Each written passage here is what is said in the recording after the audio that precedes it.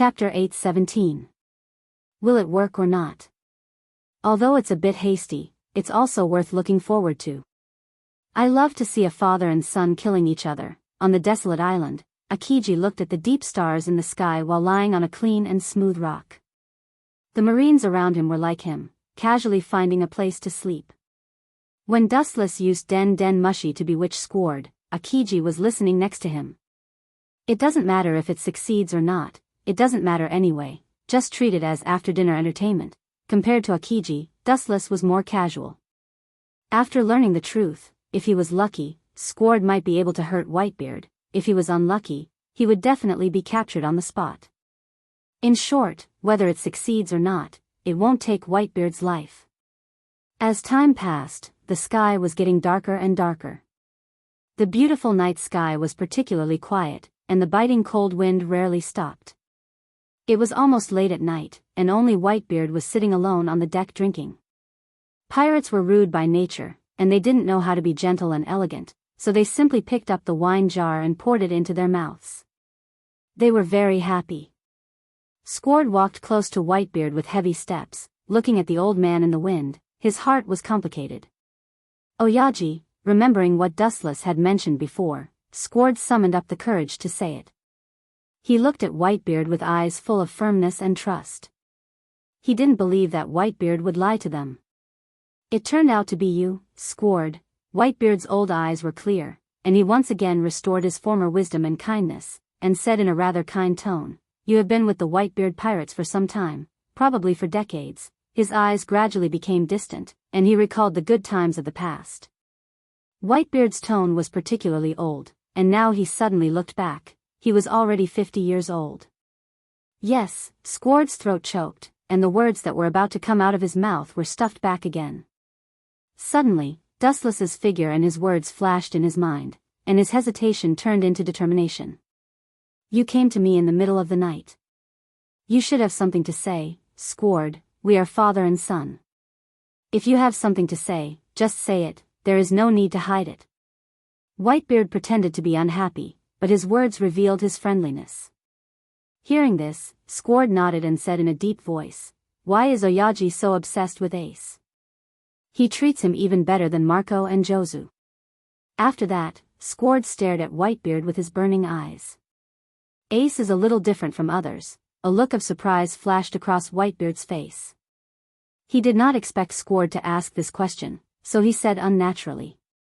He quietly looked at Squard and instinctively felt that something was wrong. "Why do you ask this question? Did you hear any bad news? Is there someone behind the scenes?" Squard. Throughout his life, Whitebeard had not only trained his absolute strength, but he had also trained his unique wisdom. His pair of shrewd eyes rarely made mistakes in judging people. Squard hesitated for a moment, and after a moment of contemplation, he remembered Whitebeard's trust in him and took out the golden Den Den Mushi that he used to contact Dustless. "This is the Den Den Mushi of the Marine Admiral named Royce South. It inexplicably appeared in my cabin, and my men happened to meet it and send it over." Without the slightest concealment, Squard answered truthfully. "It coincides with Akagami's guess. I didn't expect it to be him." Taking the golden Den Den Mushi from Squard, the doubts in Whitebeard's eyes turned into understanding, and then he looked directly at Squard. His wise eyes were full of reason. "What did he say to you?" "It should be about Ace. He instigated us father and son to kill each other." "Don't believe him, it's that man's inferior strategy." Whitebeard's face was full of sarcasm. Squard naturally wouldn't blindly believe what Dustless said. He glanced at Whitebeard and whispered, "He said that Ace is the son of One Piece, Roger, and his father is going to sacrifice the lives of all the people on the ship to save Ace." When mentioning Roger, Squard's voice was abnormally heavy, and his eyes were full of killing intent. "I knew it, he will definitely instigate the relationship between us father and son." Whitebeard's face flashed with a strange color, and he avoided the main point and talked about the relationship between Ace and Roger directly. Silence was tantamount to admission, and it was equivalent to Whitebeard tacitly admitting the relationship between Ace and Roger. "Squard, I know the hatred between you and Roger, but the past is like the wind, I hope you and Ace can resolve the hatred, Whitebeard sincerely advised Squard as he scrutinized his face. Perhaps it was because of a moment of carelessness or because he trusted Squard too much, Whitebeard did not notice the scarlet demonic light in Squard's eyes. His eyes were blood red, and he felt like he had turned into a hellish Shura. His breathing was abnormally heavy, and the emotion of revenge spread and filled the nerves in Squard's mind. Squard picked up the big sword in his hand and jumped up, and he directly slashed at Whitebeard's head. This sudden state happened too fast, and everything happened in a flash. When Whitebeard realized it, it was already too late, and the sharp sword full of sawtooth touched his chest. Chapter 8:18. Recommend this book to everyone. Naruto's Almighty Master, it's a good book. Whitebeard didn't expect that his son, who had respected him for many years, would attack him like a blood enemy, and his means were extremely ruthless and cold. He directly stabbed his heart in his chest. He wanted to kill Whitebeard with one blow, and it could also be seen how deep Squard's hatred for Whitebeard was. Clang clang clang, the crisp roar fell, and it was different from the flesh being pierced and cut into pieces. This was similar to the sound of steel collision, and the effect was as magical as the elixir. It went deep into Squard's soul and pulled him back to his thoughts. The blood in his eyes also converged. This, looking at the tip of the sword inserted into Whitebeard's chest, Squard didn't react. He rubbed his eyes and thought it was an illusion caused by high tension. Such a short distance, and he can still resist with armament hockey. Squard's face was ugly. He gambled on a fatal blow, but it didn't hurt or itch for Whitebeard. Looking up, Whitebeard's face didn't change, and there was no reaction at all. It was an invisible mockery of his weakness. Squard. I know you are unwilling. It is undeniable that I usually deal with some things, and I do favor Ace, but I treat you as my sons, and there is no distinction between high and low. The big sword in Whitebeard's hand danced quickly. Under the moonlight, it was particularly sharp, and it could cut iron like mud. Squard closed his eyes and quietly waited for disappointment to come. He didn't feel regret. He hated One Piece. Now that Fire Fist Ace was the son of his enemy, Squard naturally hated him too. After waiting for a long time, his head didn't move. He opened his eyes and looked at Whitebeard. Looking down at Squard with his broad body, Whitebeard restrained his killing intent. Finally, the broadsword in his hand fell. This son had been with him for decades. Whitebeard couldn't kill him today even if he wanted to assassinate him. In the final analysis, it was all Dustless's instigation. Royce South. The hatred between us has deepened. Whitebeard said hoarsely, and the big sword in his hand was more dazzling. The cold air around it was more penetrating, and people didn't dare to look directly at it. Plop. Looking at Whitebeard's posture, Squard couldn't bear it and fell to the ground. His forehead was oozing with cold sweat. Whitebeard took a step forward. Squard thought that he would completely kill him, but unexpectedly, Whitebeard stretched out his big warm hand. 3 days later, in the afternoon, the chaotic world regained its tranquility, and the situation was clear. Whitebeard returned to the island where he was originally stationed, and Big Mam slipped away in advance, leaving only the corpses on the ground. The entire Whitebeard pirates were ruined by Big Mam. There were even many people who were brutally dismembered before their corpses could even be found. The furious Whitebeard immediately led the entire pirate regiment to fight with Big's mom. Compared with her reckless self a few years ago, Big's mom is undoubtedly much smarter now. She knows that Whitebeard is old and there is no need to fight with her to the death, so she retreats. The Whitebeard pirates didn't get much advantage. Marlin's Marine Headquarters. That bastard Gecko Moria really can't be trusted, or else will suffer heavy losses. In the Fleet Admiral's office, Sengoku slammed the table angrily, and a crack visible to the naked eye appeared. He yelled, "That bastard's words are tantamount to fart out of thin air. You can't believe him at all." Gecko Moria once promised to deal with Whitebeard, but in the end, he didn't even see a ghost. The only Shichibukai who really came were Blackbeard and Bartholomew. This time, I almost fell into Whitebeard's trap. Thinking of Whitebeard, Sengoku said fortunately.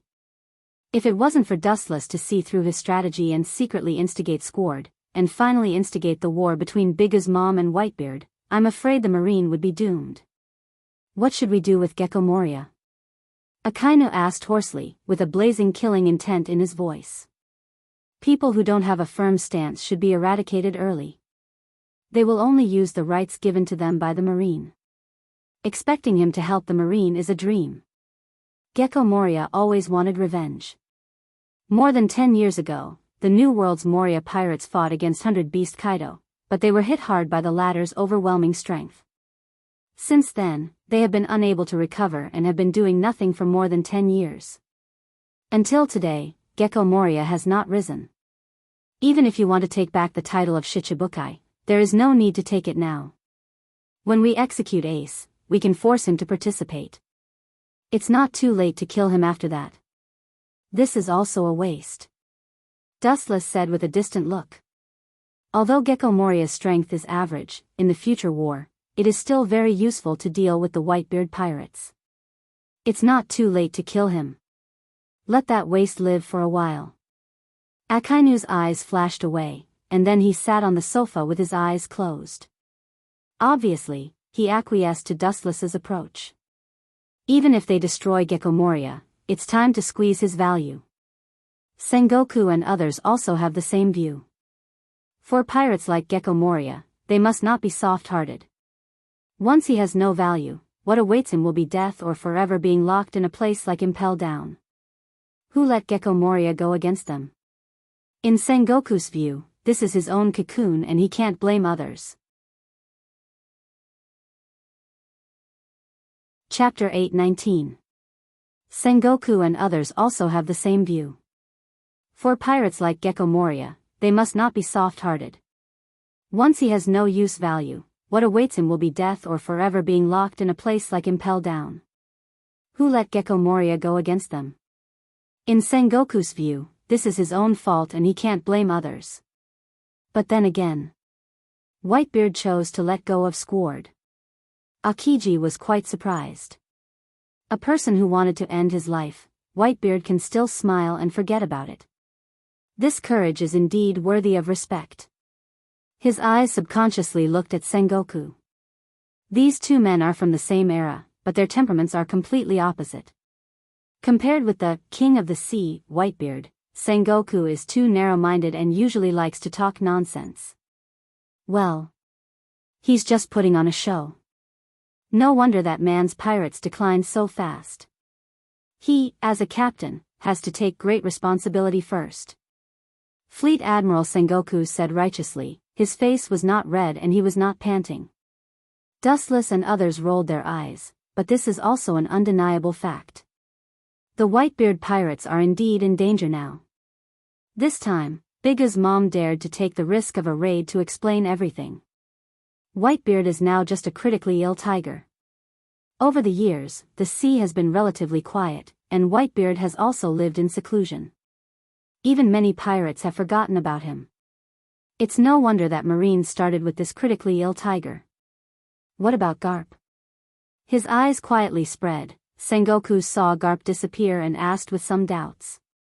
He received 2 apprentices a while ago, one is called Corby, and the other is called Bellamebo. Recently, it seems that he has been training them both. Looking out of the window, on the spacious playground, the lonely Garp came into view, and his 2 new apprentices. This time, the reason why Fire Fist Ace was exposed and impelled down was because of Garp. Whether it was intentional or not, he couldn't get away with it. His eyes turned back and fell on Sengoku's head again. He saw that his face was full of helplessness. Obviously, Sengoku was also caught in the same difficult choice as Whitebeard. The affairs of the world are unpredictable. That old man can be considered as a tragedy. Dustless sighed as he lamented the fickle affairs of the world. Garp's experience really makes people feel the twists and turns of fate. 2 grandsons and 1 son have stepped on the opposite side of him. Especially Ace is about to be publicly executed by the Marine. Garp's heart is very uncomfortable, but he is a Marine, so he can only choose to stare. On the other hand, Garp stood firmly on this side. He was destined to treat Fire Fist Ace coldly. How comical, Dustless sighed as he looked at Garp's aged figure on the training field. Comical? None of them seemed to understand what Dustless was talking about. They were all confused, but they could all see the doubt in each other's eyes.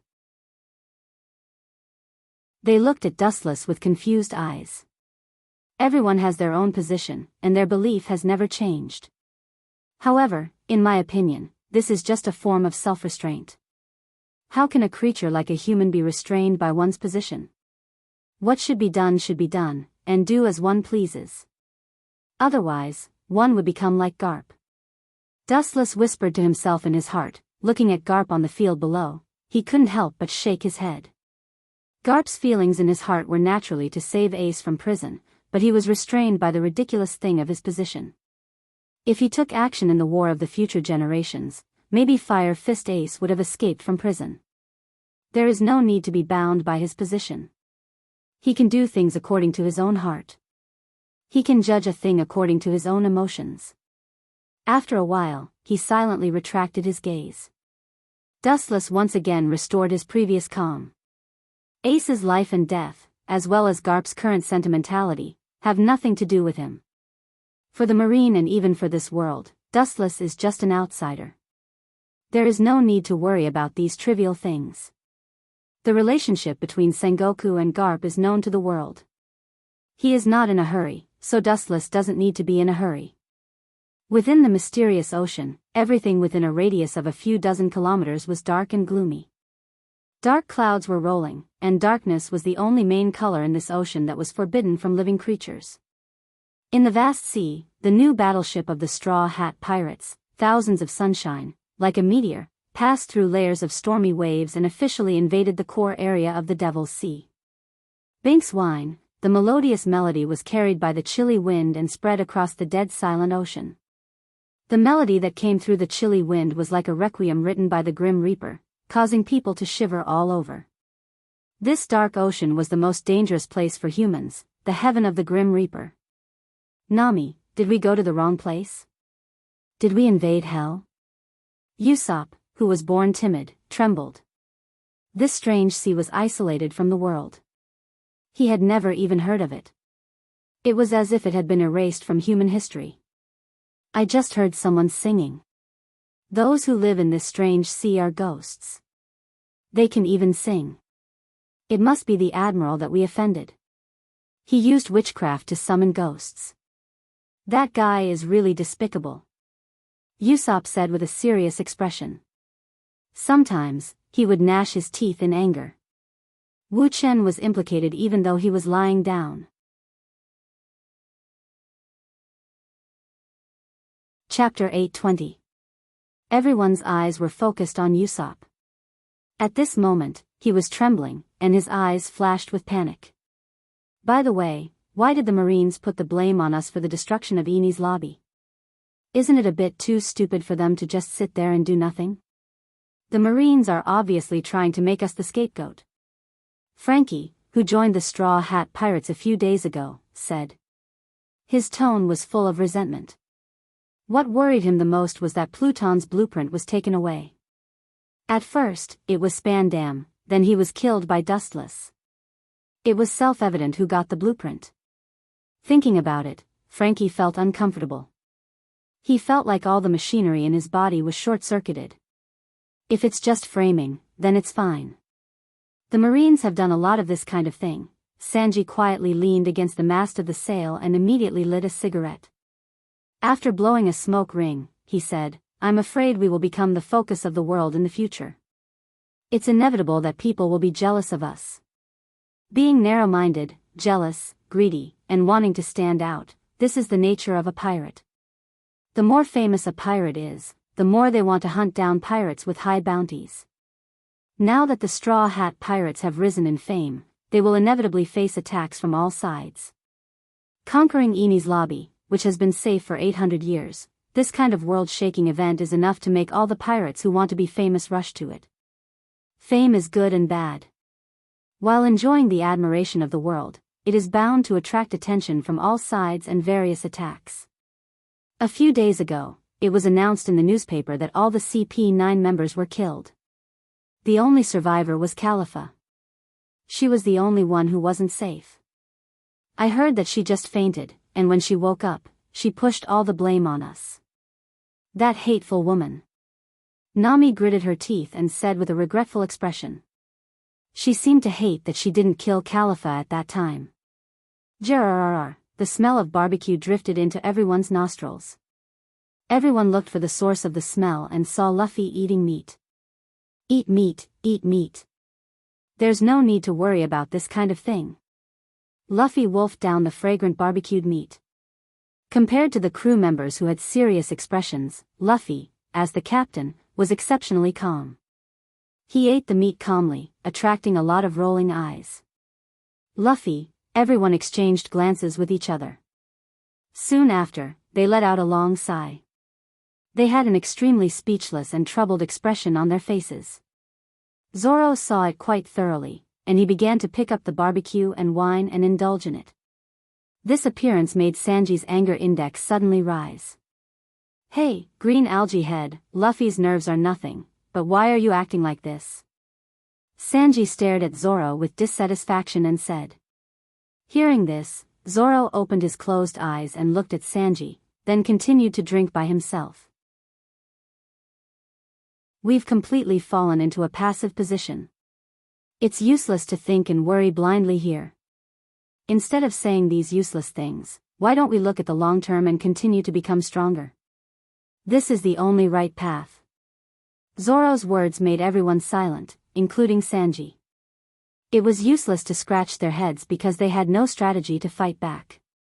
The Marines pushed all the blame on them and they could only swallow their anger. It was impossible to resist. They had no right to speak and no strength.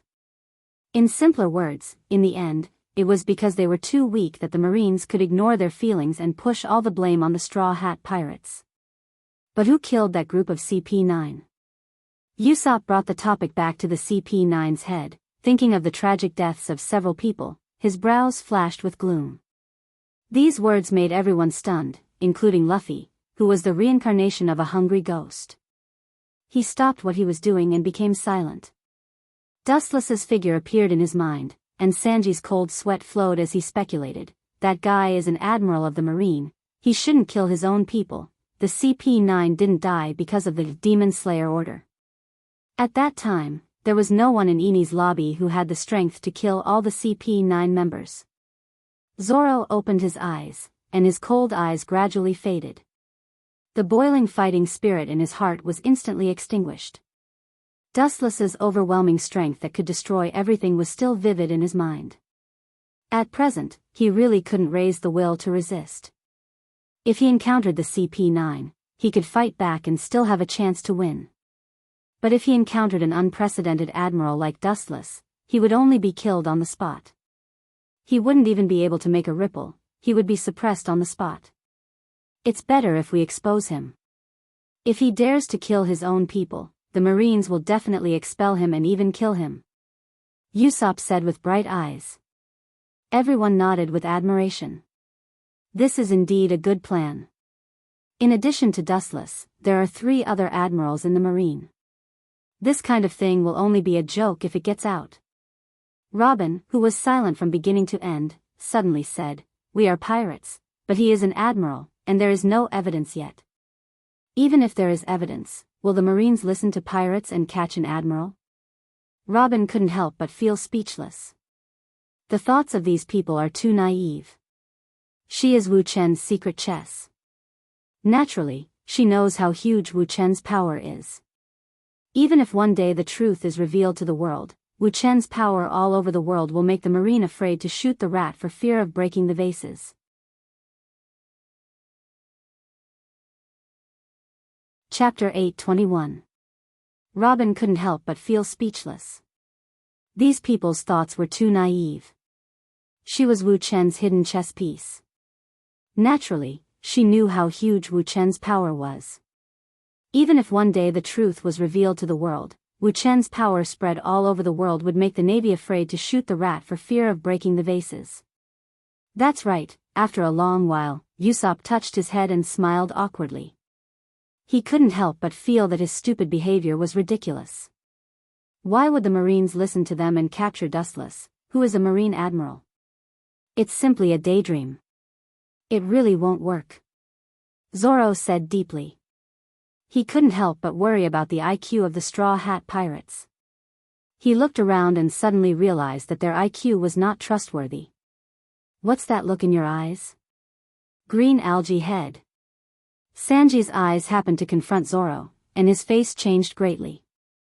Zoro's eyes revealed the meaning of looking at him as if he was an idiot. It means what you think it means, Zoro admitted. Hearing this, Sanji's face changed greatly. He rolled up his sleeves and was about to teach Zoro a lesson when an elegant song with vicissitudes of life came from afar. Binks's whine. This sudden inexplicable song made everyone stunned, including Zoro. He thought that the strange song was an illusion of overwork, but now it seems that it was real. Then there was a scream like a pig being slaughtered. Nami, you unqualified navigator, how dare you bring us to hell?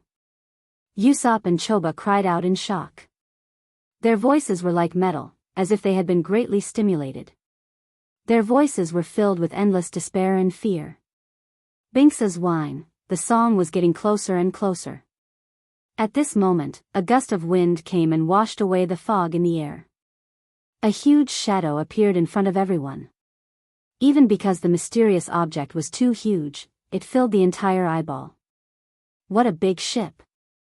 Even with Zoro and Robin's determination, they were stunned to see such an exaggerated ship. They immediately looked up and saw a skeleton standing there, elegantly holding a steaming coffee in his hand. Seeing this, Usopp and Choba immediately fainted. Under this demonic triangular sea area, a small mysterious submarine-like object was quietly sneaking around. It was heading in a different direction from Luffy and the others, pointing its sword at the location of Moonlight Moria. The black submarine was obviously an existence that couldn't see the light of day. It was just that it was painted black and had no other markings. The interior decoration was extremely luxurious. It was as if he had walked into a palace. It was fully equipped and looked more like a private yacht. Young master, is it really okay for you to do this? If we are caught, we will be crushed like ants. The glory of the past 10 years is all thanks to that person. Otherwise, we might have been destroyed by that bastard Kaido. In the small swimming pool inside the yacht, Doflamingo was leisurely leaning against the shore. Treble was the same. Compared to Doflamingo, who had a face full of enjoyment, Treble was in fear and trepidation. Shut up. I'm just a dog in front of him. I have to bite whoever he wants me to bite. Doflamingo suddenly opened his eyes, which were instantly bloodshot. Thinking of Dustless's figure, he gritted his teeth and roared, "When I'm not needed, he threw me into Dressrosa as a guard dog. Even that trash Caesar dares to flaunt his power in front of me. Outrageous." The angry roar filled with monstrous killing intent spread. The submarine under the sea trembled fiercely, and the water in the swimming pool instantly froze. Treble's face also became silent. It was undeniable that Dustless had indeed been keeping them in the dark. Most of the time, he had locked Doflamingo in Dressrosa and secretly cooperated with Caesar to develop the ancient weapon, Pluto. Treble's mouth twitched as he looked at the ferocious Doflamingo. He immediately thought of Doflamingo's self-esteem, and the words that were about to come out of his mouth were swallowed back. In this chaotic world where ambitious and ruthless people were born, it was actually a great gift to be able to live without worries. So what if he was someone else's dog? Moreover, being Dustless's dog was far better than being someone else's dog. However, this was related to Doflamingo's self-esteem. If he said it bluntly, he might be beaten up or even killed by the angry Doflamingo. Doflamingo was extremely aggrieved. Unless Dustless allowed it, he had to rely on the submarine if he wanted to leave Dressrosa openly. He was like a mouse that couldn't be exposed to the light. It was self-evident how aggrieved he was. Now, let's go find Moria to cooperate and discuss how to deal with Royce South. He will definitely agree to our conditions. With a crazy bloodthirsty smile on his face, Doflamingo said confidently, "Over the years, I've roped in a lot of reliable people. Even that man has my informants around him. What's there to be afraid of?" Treble looked at the arrogant and exultant Doflamingo and finally chose to remain silent. He felt that Doflamingo's words were unreliable. So what if he had an informant? In the face of absolute strength, any conspiracy was nothing, let alone an informant.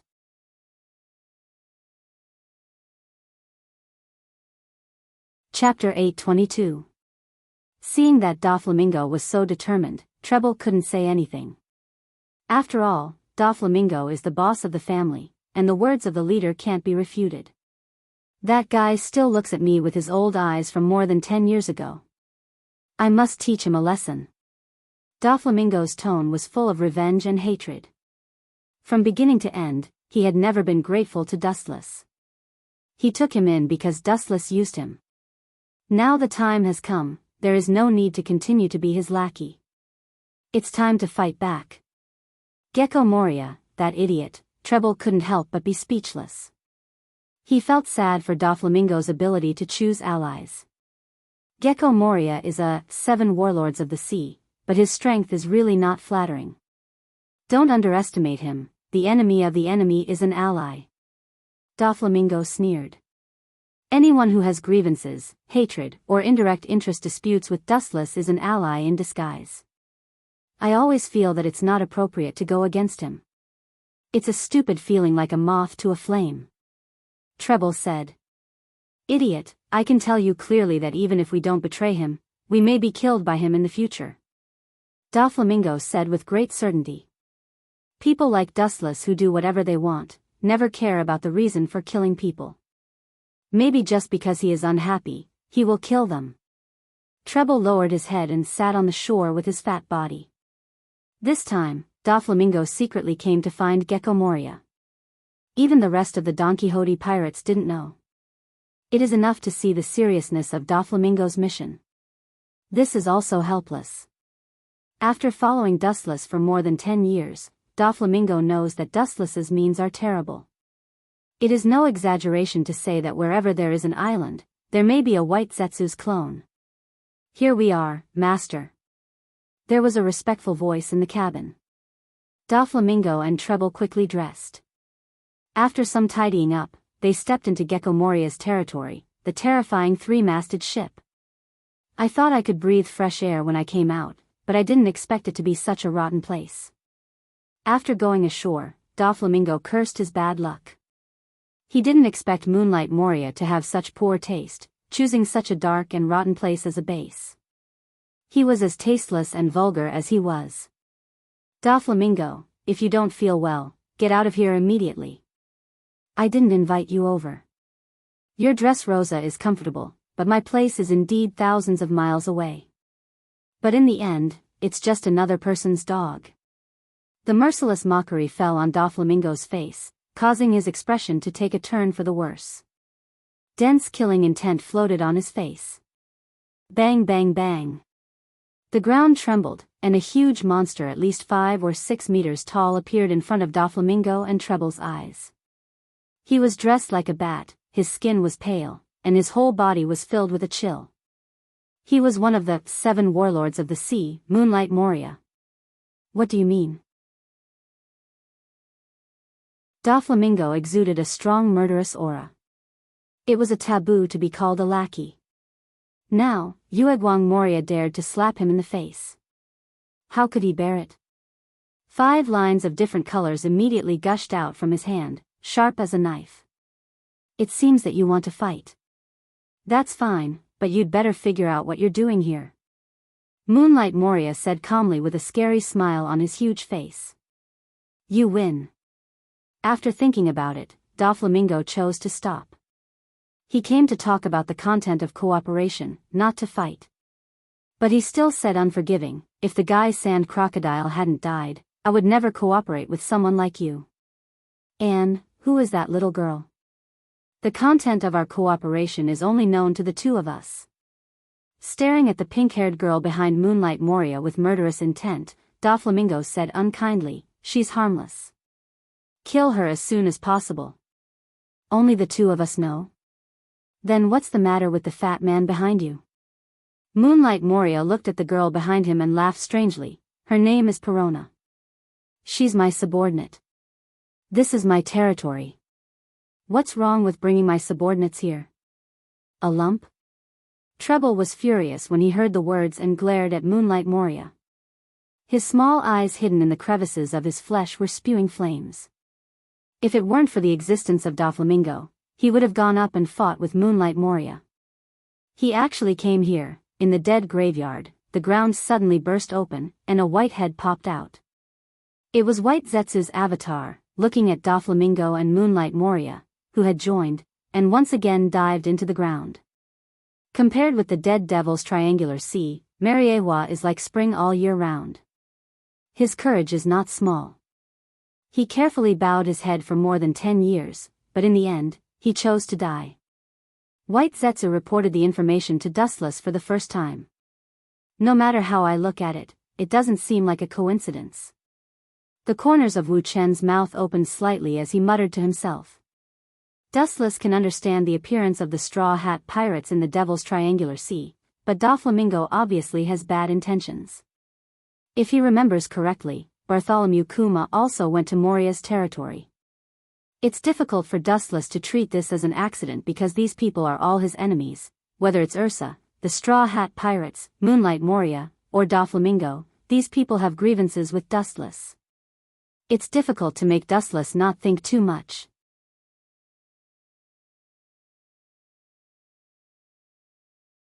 Chapter 823. Rubbing his temples, Dustless shook his head and opened his wise eyes. This didn't look like a coincidence. Those who had hatred or indirect grievances with him were all gathered in Moonlight Moria's territory. It was obviously abnormal. There must be something wrong when things are abnormal. They won't come up with an anti-thief alliance against me, right? Dustless's face was weird, and he doubted in a half-joking and half-serious tone. Anti-thief? For a moment, he didn't understand what Dustless meant. White Zetsu was shocked by conditioned reflex. After a while, he understood what Dustless meant. He smiled bitterly and said, most likely, they should be discussing how to deal with Master Dustless's anti-thief alliance. A group of people who had grievances with Dustless gathered together. In the direction of the sword, there was no one else except Dustless. Doflamingo, that traitorous guy, has some skills. He even knows how to form a clique, but he's really disappointing. Even if he's looking for teammates, he won't just pull anyone in. He even wants a crooked melon like Moonlight Moria. Dustless sighed in disappointment. He thought Doflamingo could pull some kind of godlike teammate, but he didn't expect it to be Moonlight Moria. Moonlight Moria, forget it, pretend I didn't say anything. White Zetsu couldn't help but feel speechless. Moonlight Moria was also a popular figure. He once fought with Kaido, one of the Yonko. Although he was unfortunately defeated and was driven out of the New World, he was also a famous great thief. He finally joined the 7 Warlords of the Sea. This showed that Moonlight Moria's strength was recognized by the government. Now, when it came to Dustless, he seemed to be no different from the legendary passerby. But since they have made a move, I will reluctantly play with them. His calm eyes flashed with a teasing look. Since someone dared to play, then Dustless would play with them to the end. He would never back down. Hearing this, White Zoo's expression froze. Thinking of Doflamingo's current importance, he quickly said, "We can't do without him in the process of building Pluto. It's not appropriate to kill him now. Once Doflamingo is killed, it means that no one will protect Caesar from building Pluton, and Dressrosa is an island that must be passed by in the second half of the New World. A large number of pirates visit every day. Without the deterrence of Doflamingo, the construction of Pluton will be exposed sooner or later. Of course I know this. I definitely won't kill him now. It's too cruel and unfair to kill Doflamingo without squeezing his value dry," Dustless said with a sneer on his face.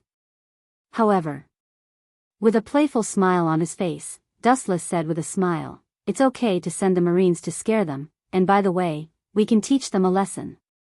Hancock. Dustless suddenly said. Hearing this, Hancock, who was standing behind Dustless, looked at him doubtfully. Her delicate and perfect jade face was full of puzzlement as she asked, "Young master, what are your orders?" "Go and bring me the den mushi that Sengoku gave me." When Hancock heard this, she thought it was an illusion and asked again, "Young master, are you sure it's the den mushi that Fleet Admiral Sengoku personally gave you?" Dustless rolled his eyes and said solemnly, "Of course. I thought I wouldn't need that thing, but I didn't expect it to be useful now. In that case, I will fulfill Sengoku's good intentions." White Zetsu looked at the master and servant blankly. He didn't understand what they meant. "I understand." Hancock nodded obediently and immediately disappeared into the dark corridor. Den mushi? It looks very powerful. Is there such a den mushi? Seeing Hancock's back disappear, White Zetsu thought for a long time but still couldn't figure it out. Suddenly, a thought flashed in his mind. He realized that the den mushi was needed to destroy Eni's lobby a few days ago, and he couldn't help but sweat. Dustless Sama. Does he want to use the den mushi to order the destruction of the Sangue sailboat? White Zetsu asked in surprise. That's one of the 7 warlords of the sea, not a cabbage on the roadside. Dustless just closed his eyes and remained silent.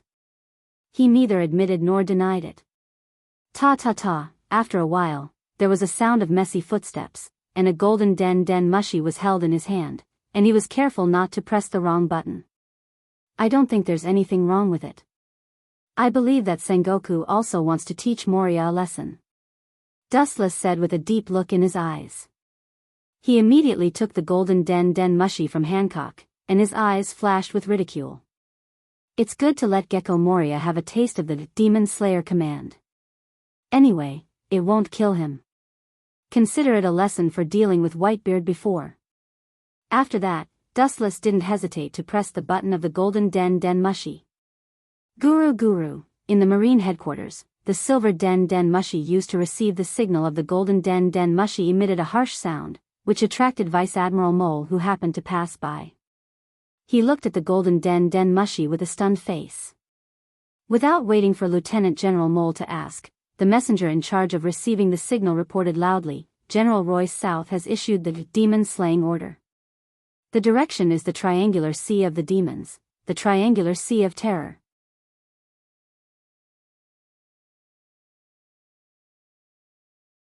Chapter 824. The reason why the Straw Hat Pirates went with Brooke was that Luffy thought he was too handsome. Of course, he also sympathized with Brooke's rough identity. And they were attacked on the way. For various reasons, they chose to help Brooke regain the lost shadow. What kind of guy would survive here? This place is simply a graveyard in disguise. Usopp, who was aware of the dead atmosphere around him, said. The large open space in front of them was filled with various tombstones. Obviously, they were all dead. Some of the tombstones had decayed. Obviously, the people who rested here had been dead for many years. "This place doesn't seem right," Robin also said with a depressed expression. She was keenly smelling that something was wrong. She always felt that there were countless eyes looking at them, which was very strange. Caw. The sound of the ground loosening came, attracting the attention of all the members of the Straw Hat Pirates, and then they saw a monster with a centaur head coming out of it. "It's a zombie." A shrill scream resounded through the sky, and Usopp and the timid Chopper fell directly to the ground. This unexpected scene made all the members of the Straw Hat Pirates petrified and stood motionless. Even Luffy's eyes were empty. But in the next second, it was replaced by a cool gold star. In the closed room, there were only 4 figures. "That guy is a Marine Admiral. I need chips to fight against him, at least chips that can tempt me," Gecko Moria said bluntly. "It's best to be straightforward with people like Doflamingo." "Of course, that's not a problem." Doflamingo waved his hand and said generously. To compete with people like Dustless, he must have something to impress Gecko Moria. Otherwise, there would be no profit. No one would help Doflamingo deal with Dustless. I will satisfy everything you want. Doflamingo laughed boldly, looking like a nouveau riche who didn't care. He had followed Dustless to plunder the people's wealth for more than 10 years. Doflamingo had accumulated countless treasures, or rather, things like devil fruits. In short, he didn't care. In order to deal with Dustless and get rid of his hateful identity as a lackey, Doflamingo chose to throw caution to the wind. Well, I hope you don't talk empty talk. And the alliance you mentioned, it shouldn't be just the two of us, right? Uegwang Moria asked expectantly. That's a secret for now, Doflamingo shook his head resolutely. Currently, he was the only one who knew about this secret. He couldn't make an exception. Humph. Putting on an act, the fox's tail will be revealed sooner or later. Taking back his gaze, Uegwang Moria was about to change the topic. He was eager to know about Dustless's past. Naturally, he could not let go of this great opportunity. The only person in the world who understood Dustless the most was probably Doflamingo. Boom boom boom. Caw caw caw. At this moment, the violent vibration made Uegwang Moria's words disappear. Then, a visible crack appeared in the closed secret room, and a cold wind blew in. Moria, you are so poor. The room used to receive VIPs is made of inferior materials. Doflamingo sneered mercilessly. Perona. Who did this? A cold, bone-chilling voice popped out from the corner of Uegwang Moria's mouth, permeating a very oppressive and fierce breath. Perona, who was drifting behind Uegwang Moria, swam uncontrollably. Under this domineering momentum, she could only linger on. This.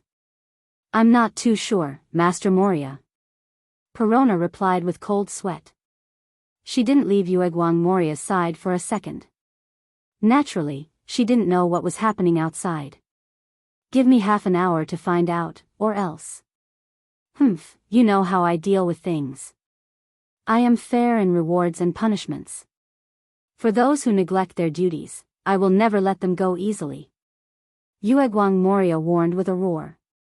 Doflamingo was surprised. Uegwang Moria's overbearing side was rare. At the same time, a strange color flashed in his eyes. This guy seems to be reprimanding this little girl, but in fact, he is insinuating to me. Thinking of this, Doflamingo couldn't help but look at Uegwang Moria in a new light. He didn't expect this rude big guy to have such a wise side. Perona quickly left the sealed room and went to the source of the vibration. A faint golden light appeared in the darkness, and a handsome figure suddenly blocked in front of Perona. Girl, where did this lonely ghost come from? Stay away from me. Perona, who was in a panic, roared. At the same time, she released countless ghosts to expel the mysterious young man's back, but they were all easily avoided. Is this your ability? Interesting, but compared to the ability of the devil fruit, I care more about other things. Please tell me everything, otherwise, it will be hard for me to let you go. Dustless, who was wearing casual clothes, stood in front of Perona, looking at Perona who was floating in the air with his hands behind his back. Ripples splashed in his calm eyes.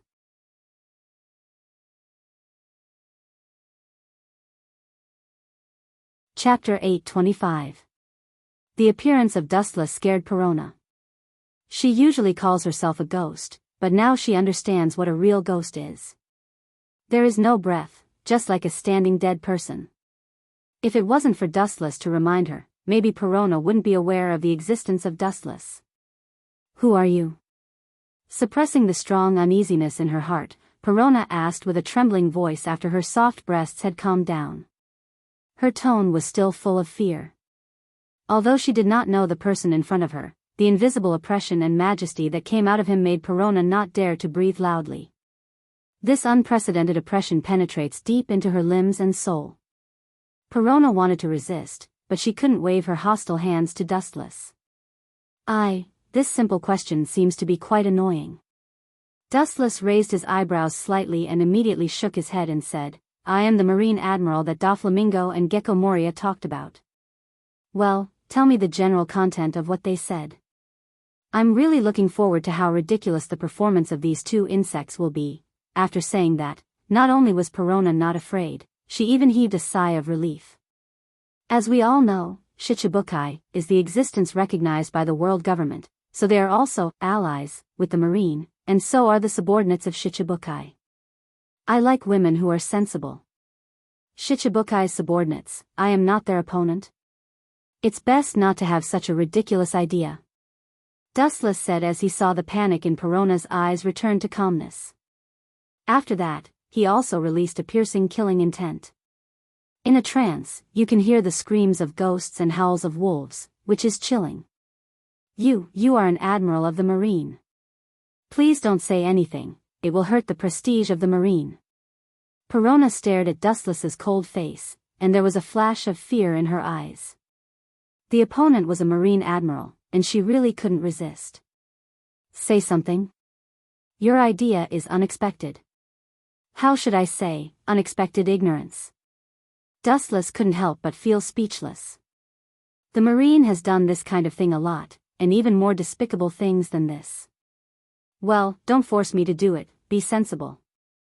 The impatient Dustless accentuated his tone, and there was a touch of coldness in his words. You. Perona, floating in the air, had a flash of struggle in her eyes. She told Dustless about the conversation between Doflamingo and Gecko Moria. After that, Gecko Moria will definitely tear her to pieces. I will never tell you. After a moment of contemplation, Perona replied. Dustless's eyes gradually became cold, and the light flashed on his fingertips, and a sharp whistling through the dark sky. A resplendent beam of light directly pierced through Perona, but it did not harm her at all. Ghost body, Gecko Moria's. Gecko Moria, that onion head, will ask you to be his subordinate. Gecko onion head, that Gecko Moria, Gecko. Gecko. Black lines appeared on Perona's forehead as she floated in the air, and there were also crows flying over the sky. She immediately said proudly, "You are right, any physical attack has no effect on me." However, Dustless's next sentence made Perona's face change dramatically, and she looked at him in disbelief. Is that so? Speaking of this, Dustless raised a teasing smile at the corner of his mouth. Your state should belong to the out-of-body state, but the biggest weakness is that your body can't move because of the out-of-body state. If I attack your body now, hearing this, Perona's heart was cold, and her whole body was cold. She looked at Dustless incredulously, gritted her teeth and said, You actually recognized my fruit ability at a glance? You also understood my weakness in an instant. I gave you a chance before, but you gave it up yourself. Observation hockey spread like water ripples, taking in the movements of the entire castle into his eyes. Dustless swept straight to Perona's room. Bastard, who told you to run? Come back quickly. Perona hurriedly followed in horror, trembling with fear. As Dustless said, in the out-of-body state, her body is restricted and can't move. Even a weak human being can easily kill her. What's more, this opponent is a Marine admiral. Whiz. Perona rushed directly through the wall to the room where her body was sleeping. Because she was a soul, she could ignore the existence of the wall and pass through the wall at will. Fortunately, I arrived in time. Seeing that there was no one in the room, Perona breathed a sigh of relief, and immediately her soul rushed straight into her body. A few seconds later, her body slowly opened her eyes. Are you awake? The first person she saw after opening her eyes was Dustless with a smile. I had been waiting for you for a long time, and you finally woke up. Hearing this, Perona's mouth twitched violently, her teeth clenched, and she stared at Dustless indignantly. This guy must have arrived early and deliberately waited for Perona's body to resurrect before showing up. You are despicable. Perona, whose body was resurrected, gritted her teeth and said unwillingly. She was easily subdued by Dustless. In front of a Marine admiral, she was just a tender chick without any resistance. With a light pinch, she would die. The two sides are not at the same level at all. When a baby in swaddling clothes meets an adult strong man, resistance will only lead to death.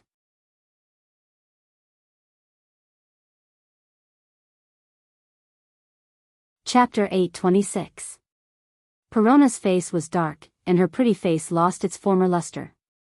It was bleak, or desperate. Between Dustless and Gecko Moria, she had no other way to go. She could only choose one and offend the other. Don't kill my patience. In fact, I can directly extract your memory, but my skill is not very good, so a little mistake may turn you into an idiot. Dustless said in a half-joking, half-serious tone, full of threat. Damn it. Perona clenched her silver teeth, and her eyes kept flashing. Facing the unfathomable marine admiral in front of her, she was just a lonely boat in the vast ocean, and she may be swallowed at any time without leaving any residue. It seems that you really want to become an idiot. The cold palm of his hand touched Perona's face and immediately climbed up and fell on the top of her head. A mysterious force overflowed from Dustless's palm. Perona was numb all over, and she trembled uncontrollably as if she had gone mad. Dustless gave her much more fear and oppression than Gecko Moria. Goodbye. His sight turned into Rinnegan Sharingan, and the devouring power in his palm was even stronger. When he was about to forcibly extract Perona's memory, her slightly sobbing voice entered his ears. I agree to your condition. Perona said while gnashing her teeth and glaring at Wuchen fiercely.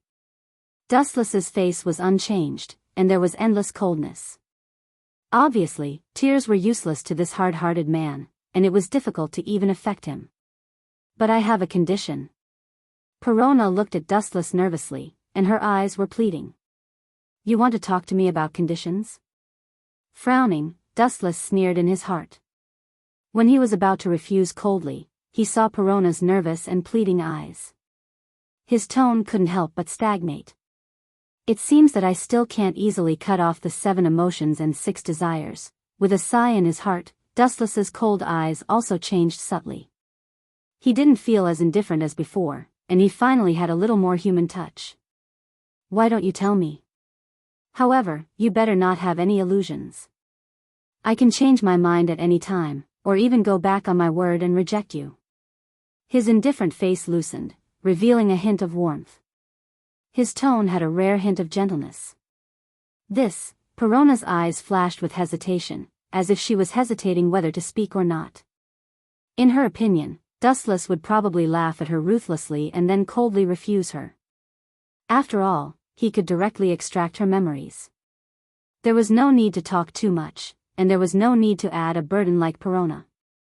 Then she remembered Moonlight Moria's coldness and ruthlessness, as well as his bloody means of dealing with traitors. Perona gritted her teeth and said, after betraying Moonlight Moria, he will definitely not let me go. I must follow you to be safe. After saying that, Perona lowered her head in embarrassment. Her exquisite jade-like hands tightly pinched the corner of her clothes. She didn't even have the courage to look at Dustless. That's it? After a while, Dustless looked at her in surprise and immediately asked softly, I have a maid who is responsible for daily life and a capable secretary. What do you think you can do? Perona's joyful face suddenly froze. She bit her lower lip tightly, and even some blood stains flowed out. She suddenly realized that she seemed to have no other advantages except fighting. Dustless, as a marine admiral, never lacked people who could fight. He himself was the predator at the top of the pyramid. Let's do this. Lowering his voice, Dustless stared at Perona and licked the dry and cracked corners of his mouth. I still lack a maid to massage my legs and shoulders. This task will be handed over to you. How about it? You. These harsh words entered Perona's ears and immediately ignited her flames. A large number of ghosts floated out of her body. Just as she was about to launch an attack and kill Dustless, she suddenly realized that she was stared at by a pair of emotionless mechanical eyes. Her whole mind short-circuited, and the dancing ghosts in the air also disappeared. Looking up, it was Dustless with a cold face. Want to dominate your own destiny? Sorry, that's the qualification of the strong. And you are just the one being dominated. In the past, it was Gecko Moria, but now it's me. These words made Perona speechless and immediately nodded silently. Being dominated by Gecko Moria is okay. The Marine Admiral in front of her is more reliable than Gecko Moria. Boom boom boom. At this moment, the gloomy large hall suddenly trembled. Immediately, it burst apart and a large hole was dug out. After which, a few human figures rushed in through the hole. That group of useless guys, it seems that Moria's soldiers have been defeated. But then again, the strength of this group of pirates is really good. They can even break through here. Perona said quite meaningfully. It was the Straw Hat Pirates who broke into the interior of the hall. This is normal. His grandfather is the marine hero Vice Admiral Garp, and his father is the world's most ferocious criminal, Dorag. It's reasonable that Luffy is talented. Looking at the Straw Hat Pirates in the distance, Dustless immediately turned and merged into the dark space. Perona took a deep look at the back behind her. She did the same and gradually disappeared with Dustless. Since she chose to abandon the dark, there was no reason to continue to be Gecko Moria's subordinates.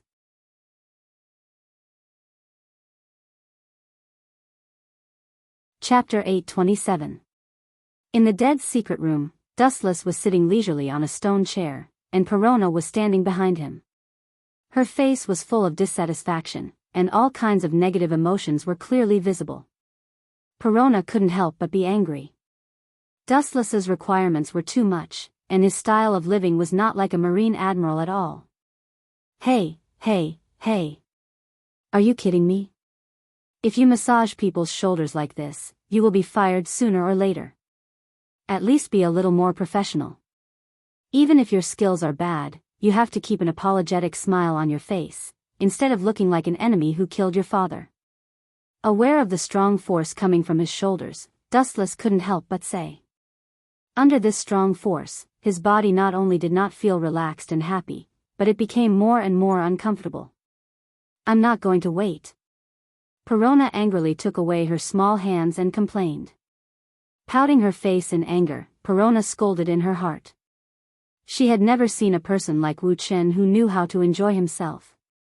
The strength must be neither too heavy nor too light. It must be just right. Simply outrageous.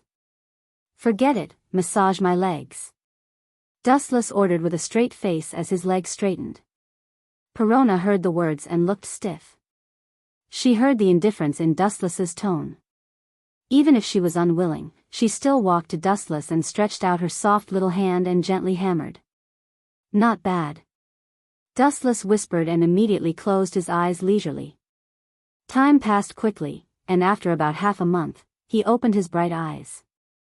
What did Gecko Moria and the traitor Doflamingo talk about? Dustless asked directly and immediately speculated.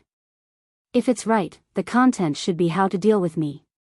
Now the little devils are not disciplined and like to jump around. His eyes suddenly became deep, remembering that when Doflamingo ran to Mariewa for help and shelter, Dustless opened an umbrella for him at that time. Now you don't even know how to repay the kindness, but you want to plot against him. The Alliance will deal with you together, Perona said truthfully. You? Didn't I say to call him young master? Dustless glared at Perona and said unhappily. Perona was extremely unhappy. She then looked at Dustless's cold face and nodded silently. She had no choice but to lower her head when she was under someone else's roof. Let's discuss the Alliance to deal with young master. Just the two of them? Dustless sneered. His words were full of disdain. It was difficult for him to pay attention to such a strange combination of mouse and sick cat. I heard there are others. Perona shook her head and immediately tilted her head to recall the contents of the previous conversation. Doflamingo once said that he had also silently roped in the people around the young master. The people around me? This is interesting. Ripples appeared in his calm eyes, and his bored expression was replaced by curiosity. Dustless only had a few people around him. Who exactly is it? Hawkeye or Cone Green Pepper? Or someone else? I hope it's an unexpected character. Staring at Perona's face, Dustless asked with a smile. This Doflamingo has been keeping a secret. He didn't say it, and he also kept a secret from Gecko Moria. Perona shook her head, indicating that she didn't understand. Is that so? Dustless's eyes flashed with pity. He immediately stood up and stretched. It's time to leave here. I gave the order to kill the devil before I went to the three-masted ship. It won't be long before the Navy comes to destroy this rotten place. After that, Dustless walked out and walked toward the tunnel ahead. Well? Turning his head to look at Perona standing still, Dustless frowned and immediately wondered, there is no need to be afraid. You are not a wanted criminal. You don't have to care about the Navy. Almost all of Gecko Moria's men were noobs, and most of them had no bounty.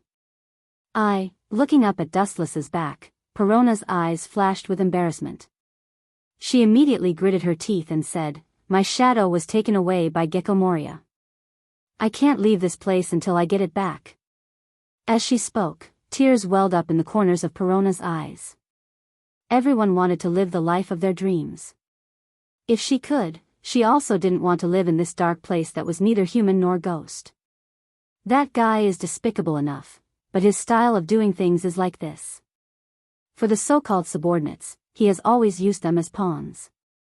When he joined the Shichibukai, Moria killed all his crew members and gave them to the government. Dustless explained softly and immediately walked to Perona's side and passed by her. Regardless of Perona's stunned eyes, he returned to the same way.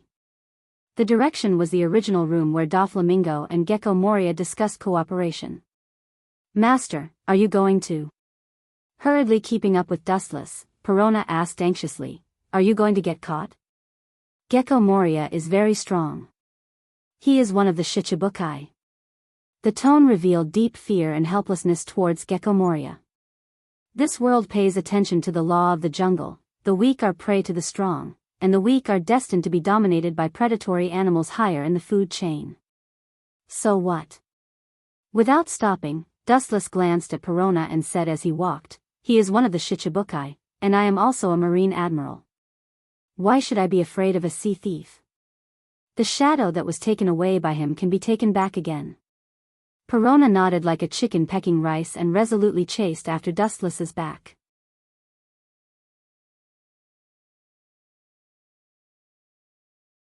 Chapter 828. In the dark corridor, two vague silhouettes were walking towards the corridor ahead.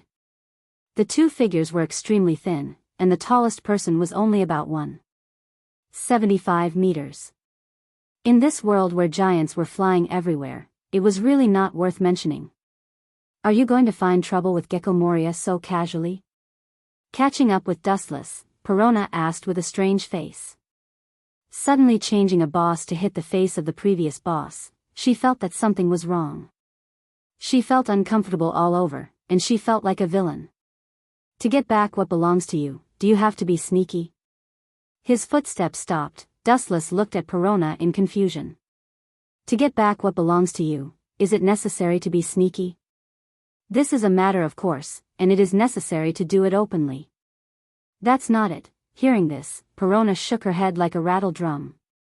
Suddenly turning over and stepping on the former boss under her feet, Perona always felt that it was a dream, and there was an unrealistic feeling. She was afraid that the cruel reality after waking up would make her desperate. Those guys are really stupid. The demon slaughtering order is still active. Dustless stared at the distant sea, and there was no trace of the Navy. Demon slaughtering order? What is that? Staring at Dustless's handsome face, Perona asked curiously. Hearing this, Dustless's footsteps suddenly stopped, looking around the entire island-like ship, and casually explained, it's nothing, just completely burn this big ship that looks unsightly. At the same time, Doflamingo also left the terrifying three-masted ship and left quietly in a submarine. He thought that no one would notice, but in fact, his every move was clearly seen by Dustless. He. I have contacted all the people who should be contacted. I hope Gecko Moria will not disappoint.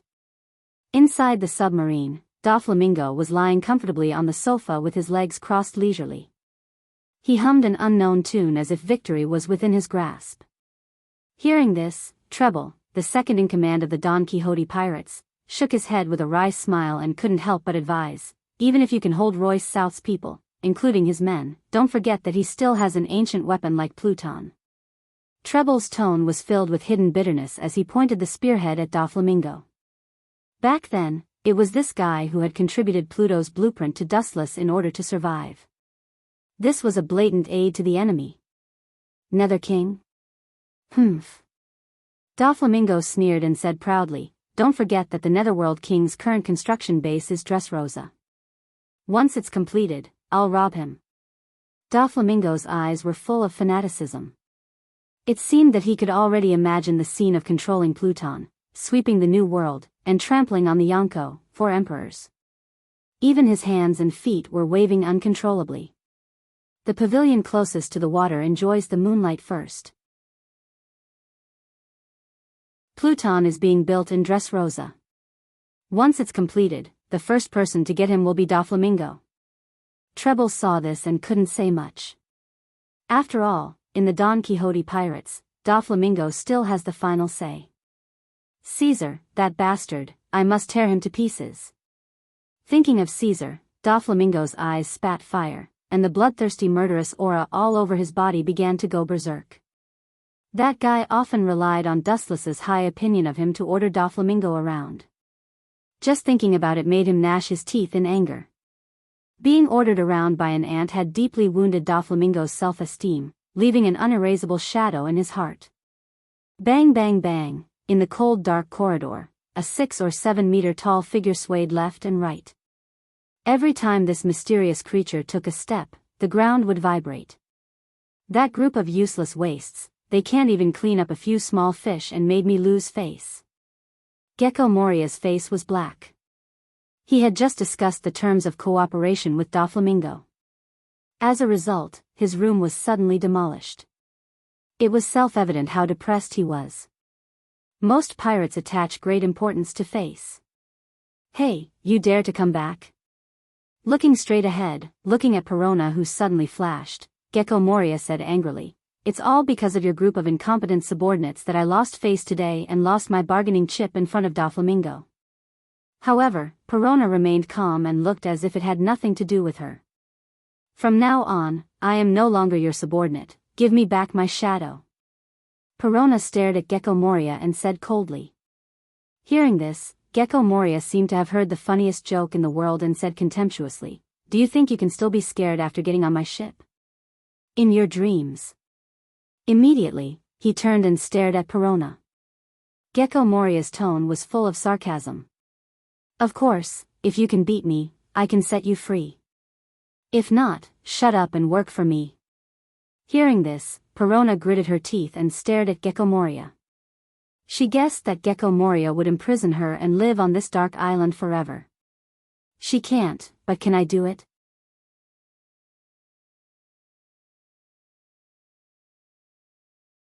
Chapter 829. The ghostly voice resounded through the void, and immediately countless photons converged. In the dark corridor, it was as dazzling as the sun for a moment. Gecko Moria subconsciously closed his eyes. Beside Perona, a large number of high-density photons condensed here and then reassembled. A young silhouette could be clearly seen. His hair was messy, and his eyes were deep and sparkling. His face had an indifference that would never change. The invisible self-confidence. It seems that the operation of the general trend of heaven and earth is according to the will of the person in front of him. Marine Admiral? Wiping his eyes, Gecko Moria thought he was old and dizzy. It is no wonder that Gecko Moria is so surprised. The terrifying 3-masted ship is rarely seen. Now a Marine Admiral has inexplicably descended. How can he not be surprised? Immediately thinking of the words just now, his proud face solidified, his face turned gloomy, and he stared at Perona with a gloomy face. He almost vomited blood in his heart. No wonder she dares to be so bold. It turns out that she has hooked up with a Marine Admiral. Perona is my subordinate. Your Excellency must fight for her. She is just an ant. Gecko Moria smiled at her. In the end, he almost gnashed his teeth and roared. The hysterical roar scared Perona and she quickly hid behind Dustless. She was sure that if Dustless abandoned her, he would definitely be torn to pieces by the angry Gecko Moria. Any pirate hates traitors. Her hands instinctively grasped Dustless's arm. Perona knew that at this moment, Dustless was her only life-saving straw. If she was abandoned, she would only step into hell. There is no need to worry. Dustless gave her a comforting look, indicating that she did not need to be afraid. Perona nodded timidly, but still hid behind Dustless, looking at Gecko Moria in fear. The strength of her grip on Dustless did not lessen, but became tighter and tighter. Dustless could not help but be speechless. In all fairness, he did not feel that Moonlight Moria was terrifying. He was just an ordinary member of thousands of beings. There was nothing special about him. Perona is my subordinate. Please don't meddle in other people's business. Presumably, Fleet Admiral Sengoku and Gorosei, 5 Elder Stars, don't want a gap between Shichibukai and Marine. Soon the Marine headquarters and Shichibukai will need to join forces to deal with Whitebeard. Yuguang Moria said solemnly, with a hint of warning in his words. Are you threatening me? Dustless narrowed his eyes into crescents. Only those who knew him well would know that the current Dustless was several times more dangerous than usual. His entire body was filled with an ominous and dangerous aura. This has nothing to do with threats. It's a fact. Yuguang Moria still refused to give in. Everything had a bottom line. Dustless took away his subordinate so casually. If he did not even dare to say a word, he would definitely become the laughing stock of the world in the future, and his reputation would be ruined. I thought you would use your brain to do things, but now it seems that I am naive. I overestimated your IQ.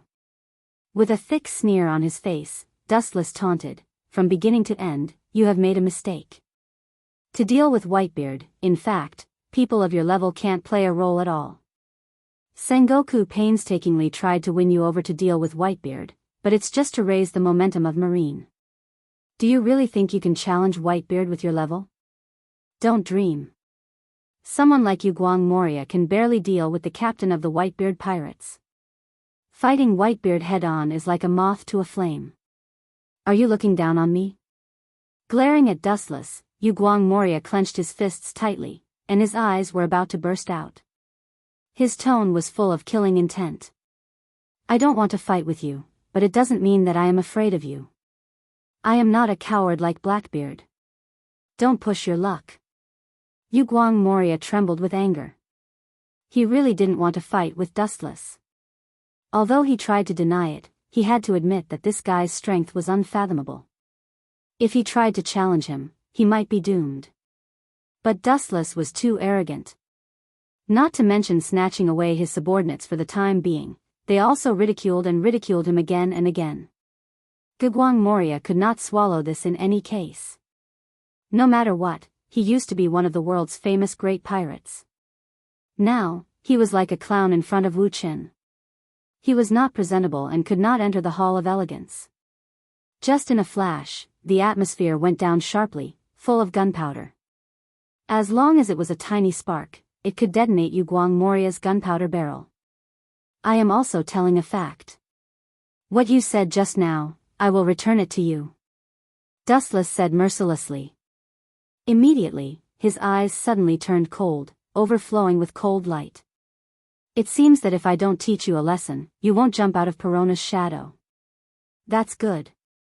I will show you a little.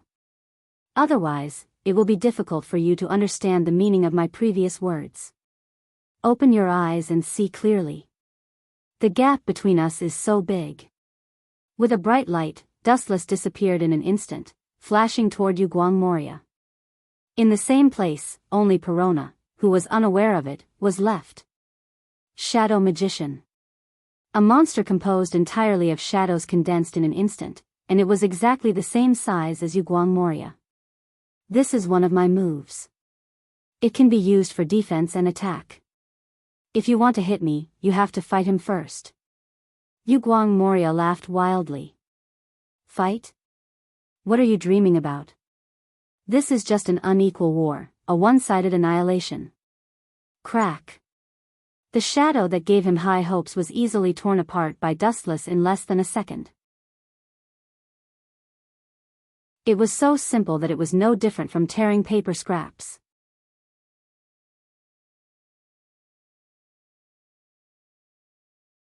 Chapter 8:30.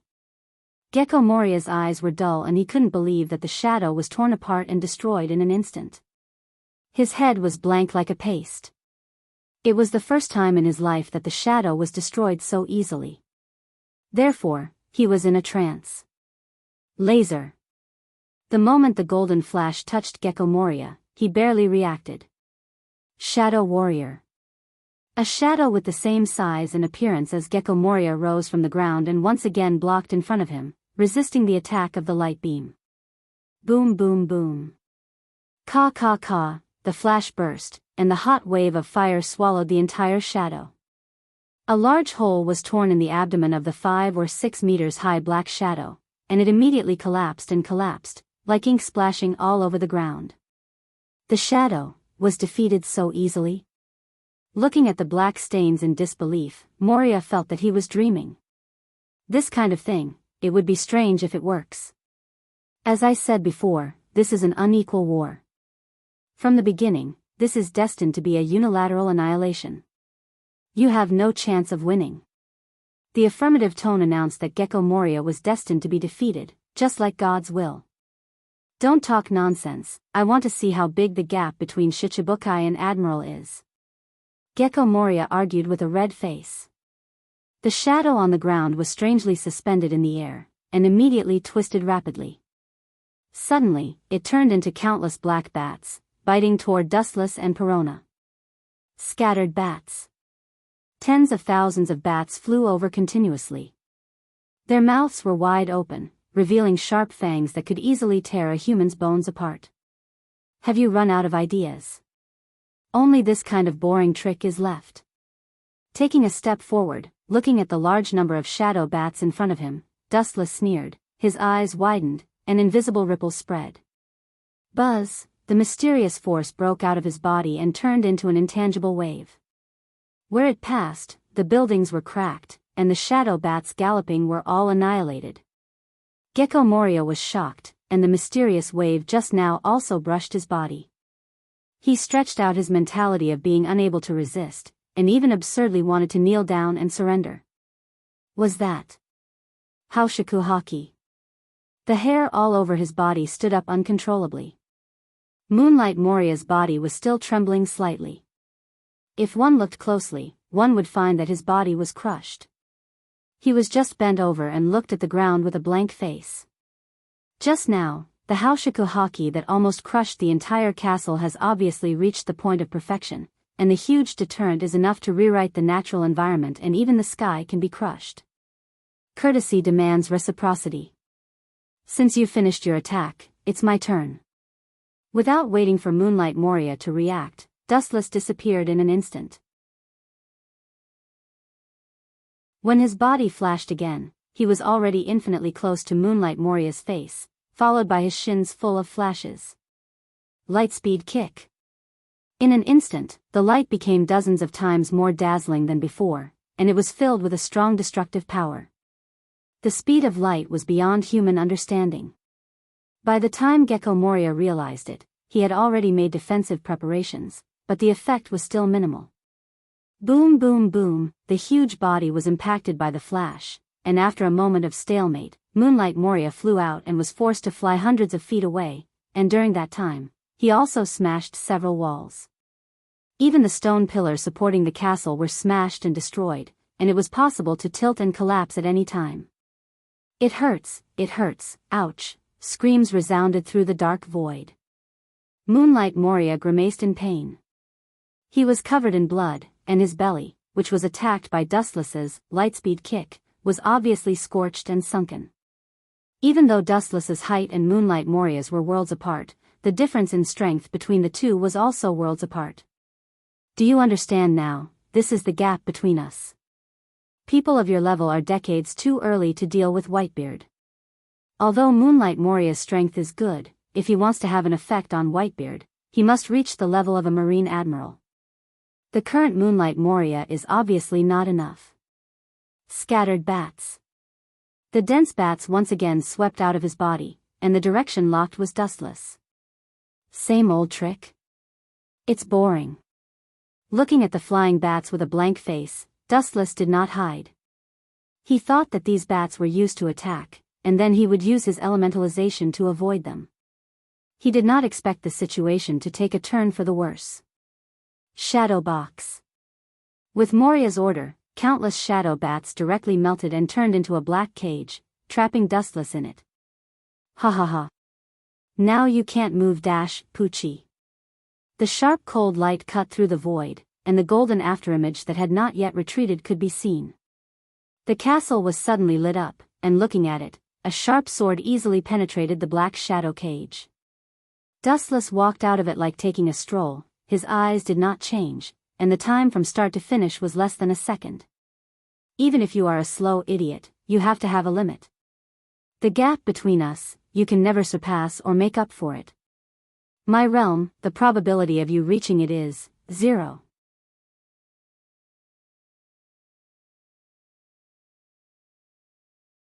Chapter 831.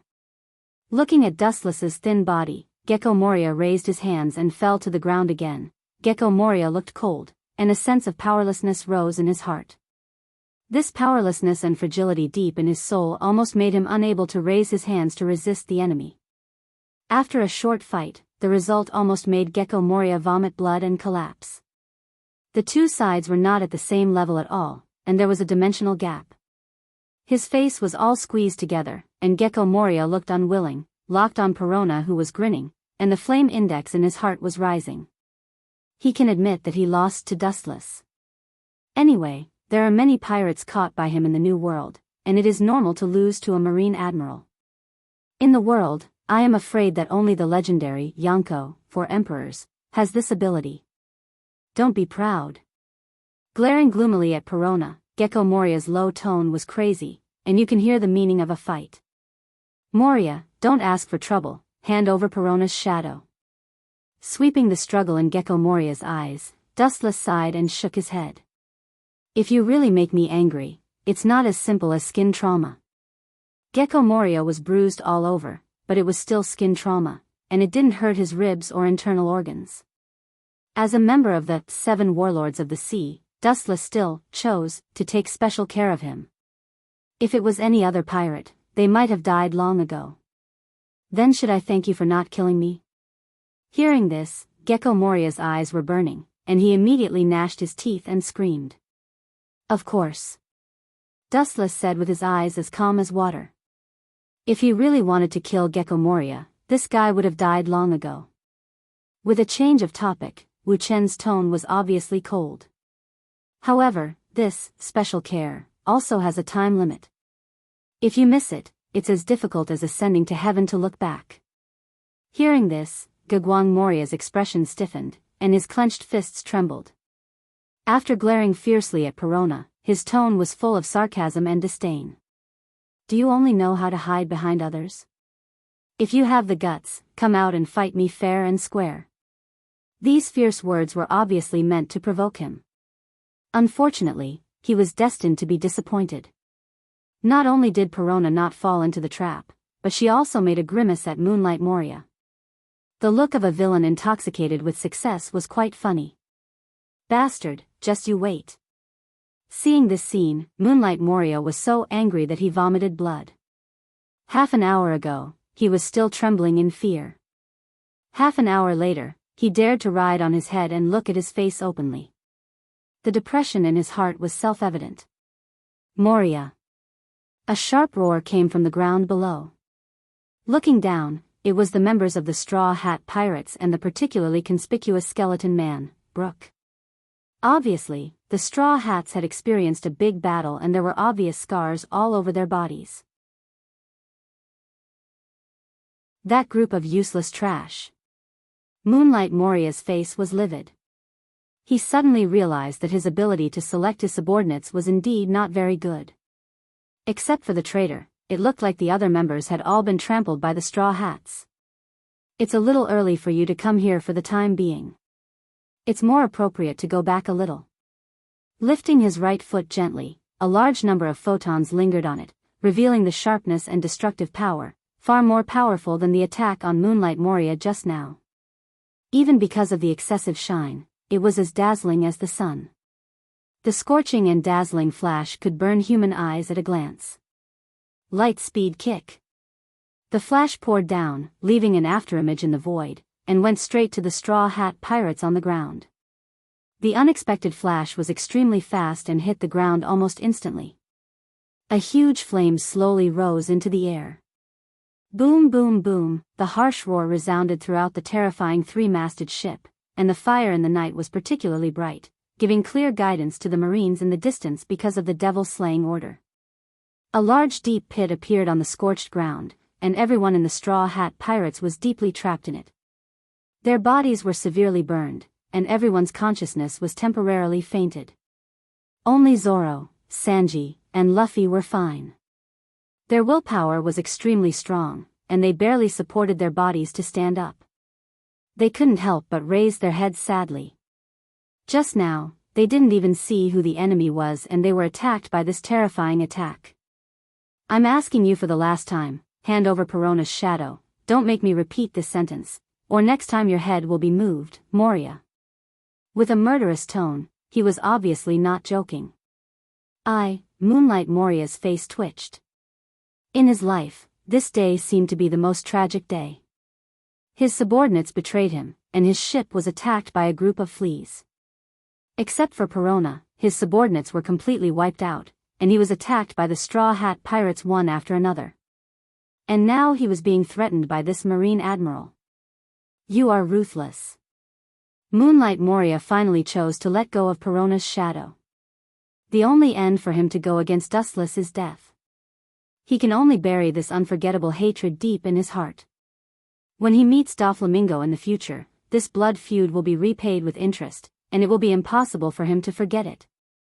A black shadow swept out of Moonlight Moria's body and went straight to Perona.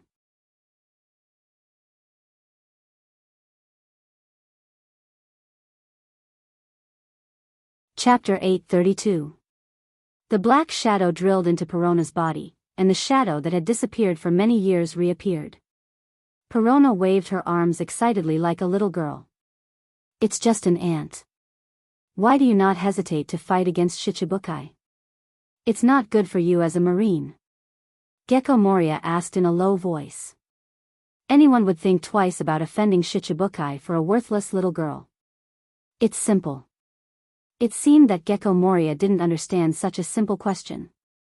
Dustless showed a helpless expression. No way, keeping promises is my biggest shortcoming. Let's go, immediately, regardless of Yu Guang Moria's astonished eyes. Dustless leisurely turned around and simply ignored his existence and left. Perona nodded gently and secretly looked at Gecko Moria, who was angry but didn't dare to speak. Her heart was violently shocked, like a stormy sea that could never be calm. Following Gecko Moria for many years, Perona witnessed Gecko Moria's coldness. He was an existence that killed people without blinking. Others in front of him were like insects trembling. Now Gecko Moria was the opposite. In front of Dustless, his identity was changed and he became a weak insect.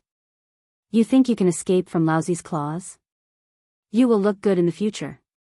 Looking at Wu Chen's back, even though he was close at hand, in Moonlight Moria's eyes, he was too far away to catch up. It won't be long before you look good. Gecko Moria roared ferociously from the bottom of his heart. His whole body erupted with astonishing hostility, as terrifying as a ghost. At first, he hesitated whether to cooperate with Doflamingo to deal with Dustless, but now it seems imperative. That kind of character, if you want to surpass him with your own efforts, you can do it in your dreams. Gecko Moria muttered and remembered what Doflamingo said at the time. At that time, he thought it was a joke, but now it seems that it is true. The cooperation with a hesitant attitude has now become affirmation. As a pirate, you can either become the king of 10,000, or be suppressed forever, unable to raise your head. Apart from these two roads, there is no other way to go. Why don't you kill him? Perona held the pink parasol and stared at Wu Chen, who was calm and composed. She asked puzzledly. With those people taking care of it, we don't need to worry. Dustless pointed at the straw hats and left. Them? Perona's face was full of doubts. Although the group of people's fighting power and willpower were amazing, they were barely able to deal with Shichibukai, and they were even setting themselves on fire. Pure combat power doesn't mean anything. What's more, several of them together are not much worse than Emolia. Dustless was too lazy to talk nonsense. No matter what the reason was, it was an indisputable fact that the Straw Hats had crushed Moonlight Moria. At the same time, about an hour later, a huge figure also quietly boarded the terrifying three-masted ship, thinking that no one would notice it. This person's height was no less than Moonlight Moria's. The only difference was that Moonlight Moria was dressed as a bat, while the mysterious visitor was dressed as a bear. Since it's the son of Dolag, even if he can't defeat Moonlight Moria, he should be able to hold on for a while. The mysterious man exhaled a cold breath and his voice was as cold and emotionless as a machine. With the faint light and shadow, the huge shadow emerged. With the title of Tyrant and one of the Shichibukai, Bartholomew Kuma. Yo, Kuma. The sudden voice came into his ear. Kuma's mechanical face was stunned and he immediately turned around. It's you. This is Moria's territory, what are you doing here? Don't talk to me in this commanding tone. My legs are on my body, and it's my freedom to go wherever I want, but you, his sharp eyes could penetrate people's minds. Dustless said with a smile, I want to hear your reason for coming to the three-masted ship. Hearing this, Kuma looked stiff and immediately said, I am Shichibukai. It is my duty to help the government catch pirates. The world is going downhill. I haven't seen you for many years, and you are so good at lying. Help the government catch pirates? This kind of funny joke is useless to deceive a 3-year-old child. Looking directly at Kuma's eyes under his glasses, Dustless said Kuma's purpose. You want to say to catch the Straw Hat Pirates? I think it's the opposite. After hearing that I landed on the three-masted ship, you couldn't wait to come here. You were afraid that I would kill all the Straw Hat Pirates, so you found time to help them escape. This is just your baseless speculation. Kuma said with a blank face, his voice was no different from steel and always remained indifferent. Although most of his body was transformed, he still maintained his consciousness. Glancing at Kuma, Dustless couldn't help but feel funny. Luffy was the son of Dolag, and the people in the world who knew it were probably less than 5. As a unique transmigrator, Dustless was clear about it. Therefore, Kuma said that he was going to catch the Straw Hat Pirates, but he was actually looking for a chance to let them escape.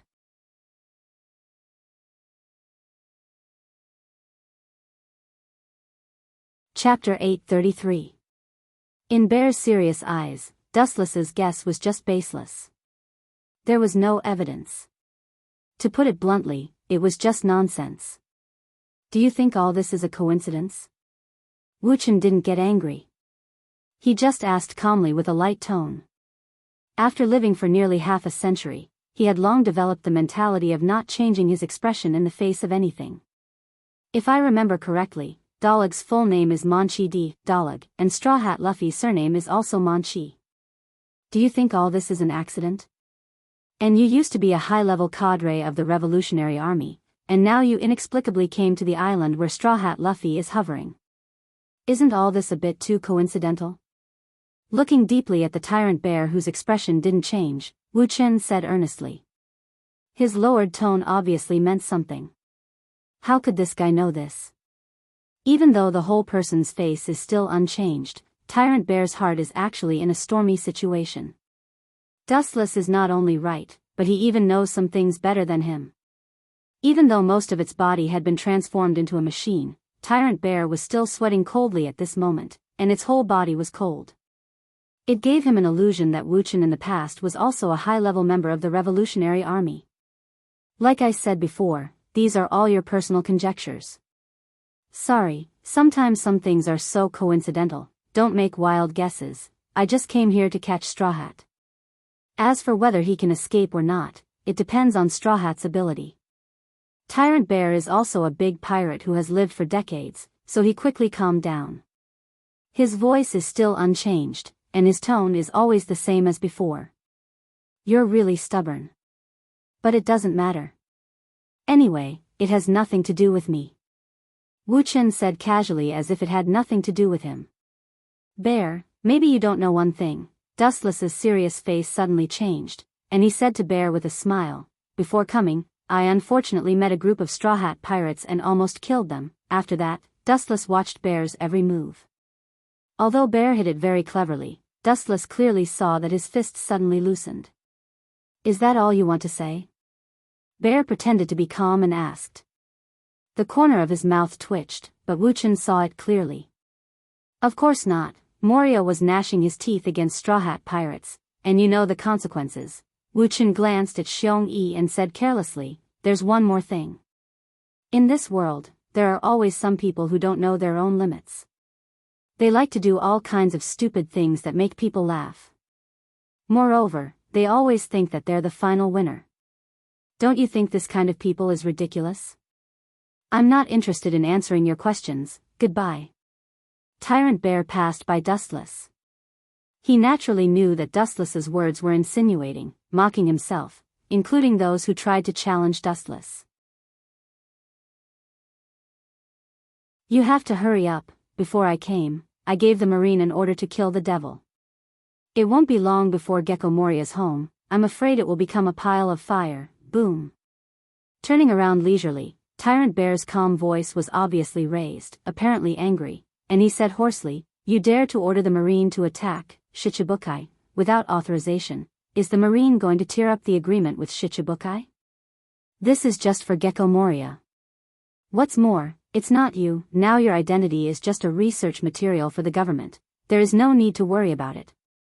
Dustless said casually, and his tone was somewhat gloating. This is his own fault. A while ago, when he was dealing with Whitebeard Gecko Moria, he ran away at the critical time. This is just the punishment given to him by the Marine. It's obviously just your personal malicious revenge.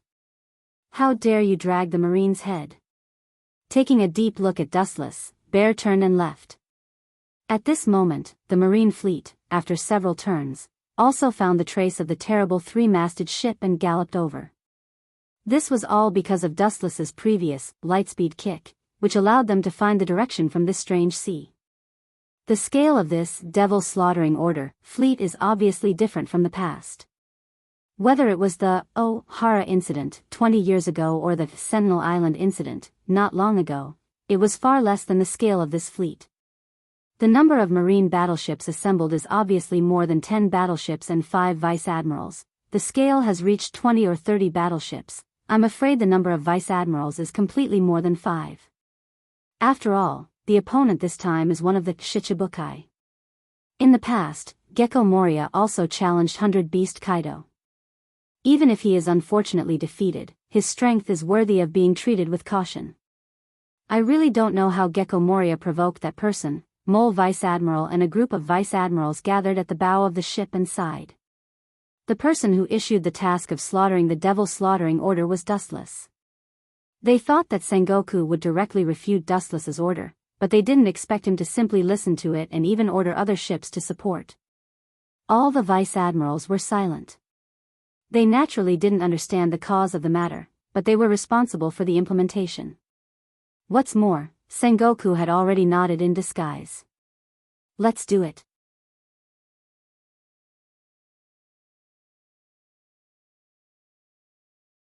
Chapter 834. After Dustless disappeared, the awakened Straw Hat pirates immediately fought with Gecko Moria.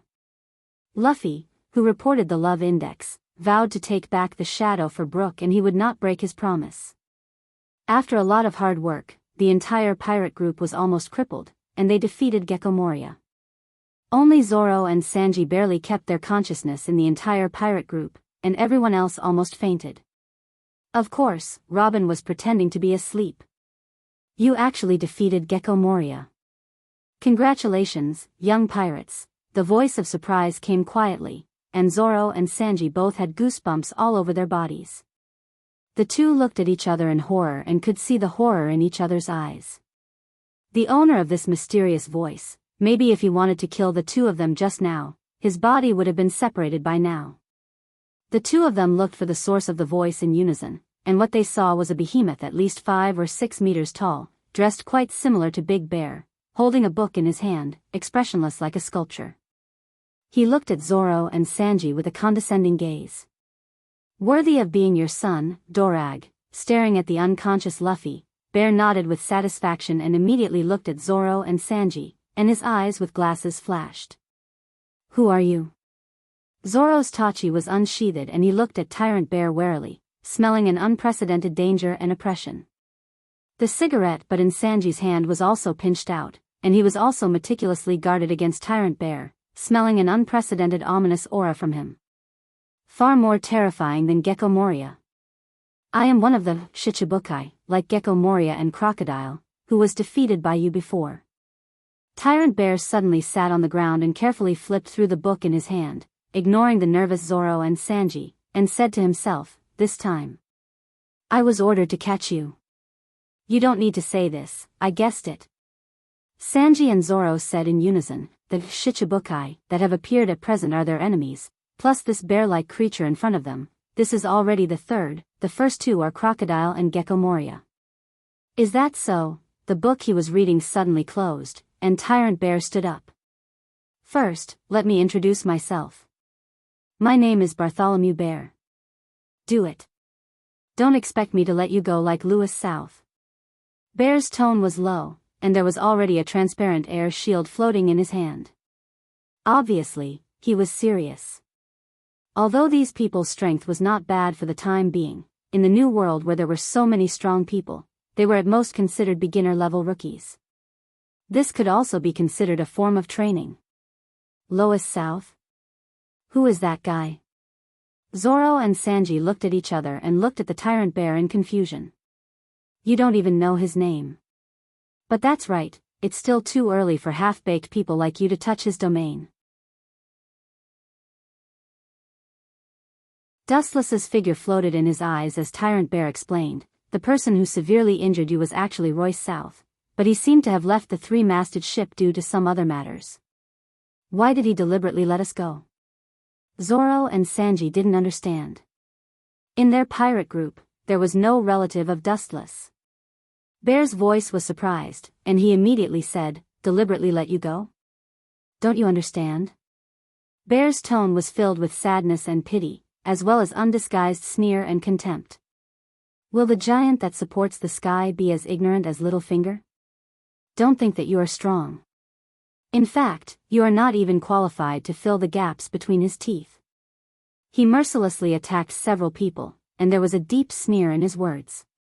These merciless words made Zoro and Sanji clench their fists and deeply hurt their self-esteem, making the two of them stare at Tyrant Bear, full of killing intent. "You just worked so hard to kill Gecko Moria." Looking at Gecko Moria, who had fainted in the distance, Tyrant Bear pointed to him and said, "As long as that person wants to, I guess he can kill Gecko Moria in an instant." Tyrant Bear said bluntly, and immediately remembered Dustless's strange eyes. "Maybe you don't have to do it. That man's most powerful thing is not physical attack. His mysterious eyes may be just a casual glance at Gecko Moria and he can easily kill him in seconds. There is no need to do it at all." These words are not alarmist talk. Tyrant Bear once tasted the horror of Dustless's dojutsu. His strange abilities are almost impossible to guard against.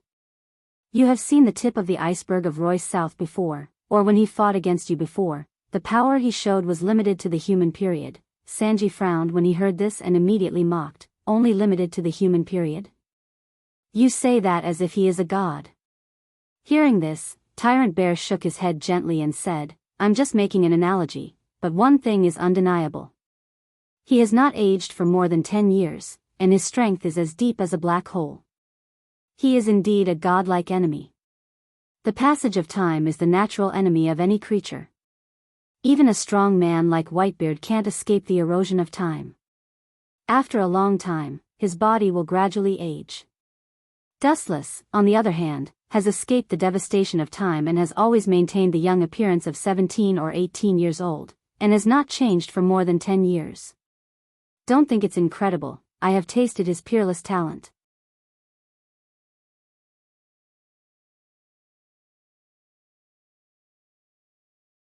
Chapter 835.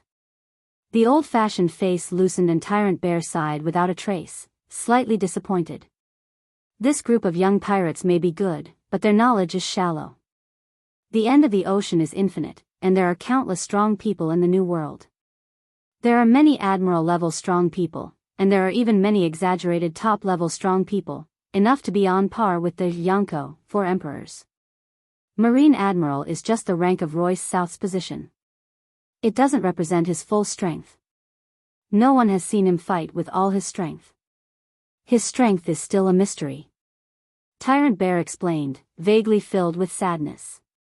It was fine when he didn't think about it, but after comparing their strength with Dustless, that little sense of hope was instantly gone. He has deep doubts about this. Luffy and Royce South don't look like people of the same level. Bang bang bang, at the same time, the long-awaited Marine Demon Slayer order finally arrived. The sound of cannons resounded through the sky, and even the sky was blasted open. The sky above was covered with rain, and soft sunshine was revealed. After so many years, this is the first time I've experienced the sun, Brook said absent-mindedly. His shadow was taken away from him, and the sun was an unreachable dream for him. The dense sound of cannons engulfed the entire giant ship, setting off a flash of fire.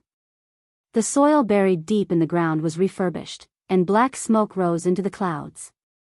The hell-like 3-masted ship was even more dead. Demon Slayer order. It's just a so-so. Tyrant Bear looked calm, and his performance was unusually dull. This kind of intensive bombardment is limited to ordinary humans, and it is harmless to pirates with strength of more than 100 million. Bear's impact. A giant white air shield was squeezed and constantly compressed and expanded. Then the void suddenly trembled and made bursts of whining. A violent shock wave spread and the air shield burst instantly. Ka, the cannonballs that flew within a few hundred meters were impacted by the white air wave and exploded directly before they hit the ground, forming a large vacuum area. Even the low hills in the distance collapsed under the impact. Is this the extent of his strength? So powerful. When Sanji and Zoro saw this scene, their eyes widened. This destructive power was exactly what the Straw Hat Pirates were looking for. In the hands of the Tyrant Bear, it was as simple as eating and drinking. However, even so, this man with unfathomable strength still showed fear and admiration when he talked about Dustless.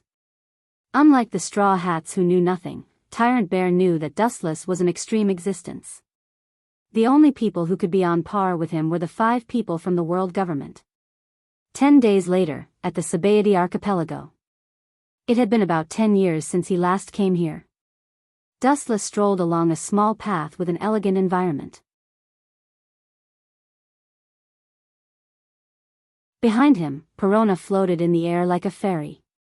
Both of them held a bounty list and newspapers in their hands. Bang! A dull noise entered his ears. Dustless was slightly stunned and immediately looked up. It turned out that Perona, who was engrossed in reading the newspaper, didn't notice that she hit the treetops. I regret it now. With such a careless maid like you, perhaps I won't even know who did it when I'm assassinated. Wuchen rolled his eyes at Perona and said, not knowing whether to laugh or cry.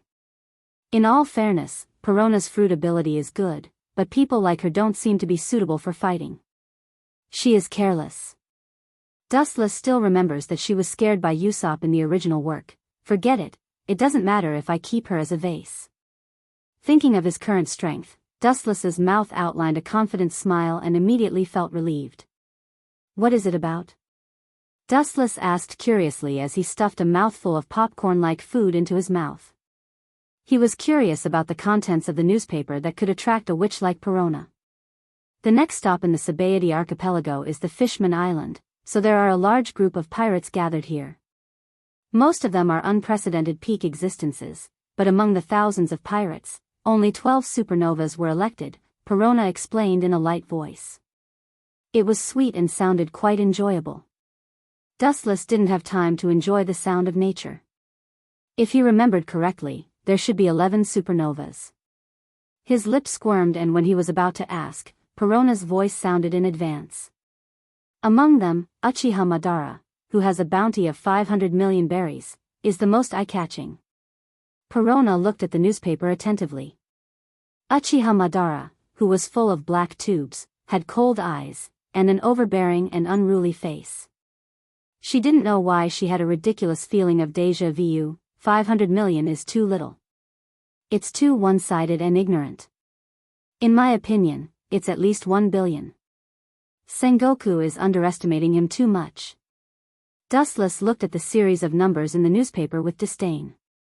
A mere 500 million berries is really worthless. Uchiha Madara is far from worth this price, 1 billion. Perona's pretty face turned black, her lips moved, looking at Dustless's face full of contempt as if he had been wronged. She couldn't help but feel entangled and speechless. You know, this character named Uchiha Madara can be said to have refreshed the history of pirates. He wants to debut and has a bounty of 1 billion berries. Do you think he is a god?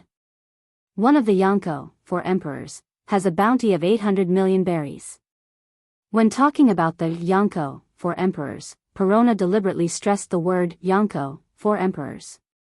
The Yonko, 4 emperors, are the emperors who dominate the pirates of the world, and there are almost no characters who can tame them.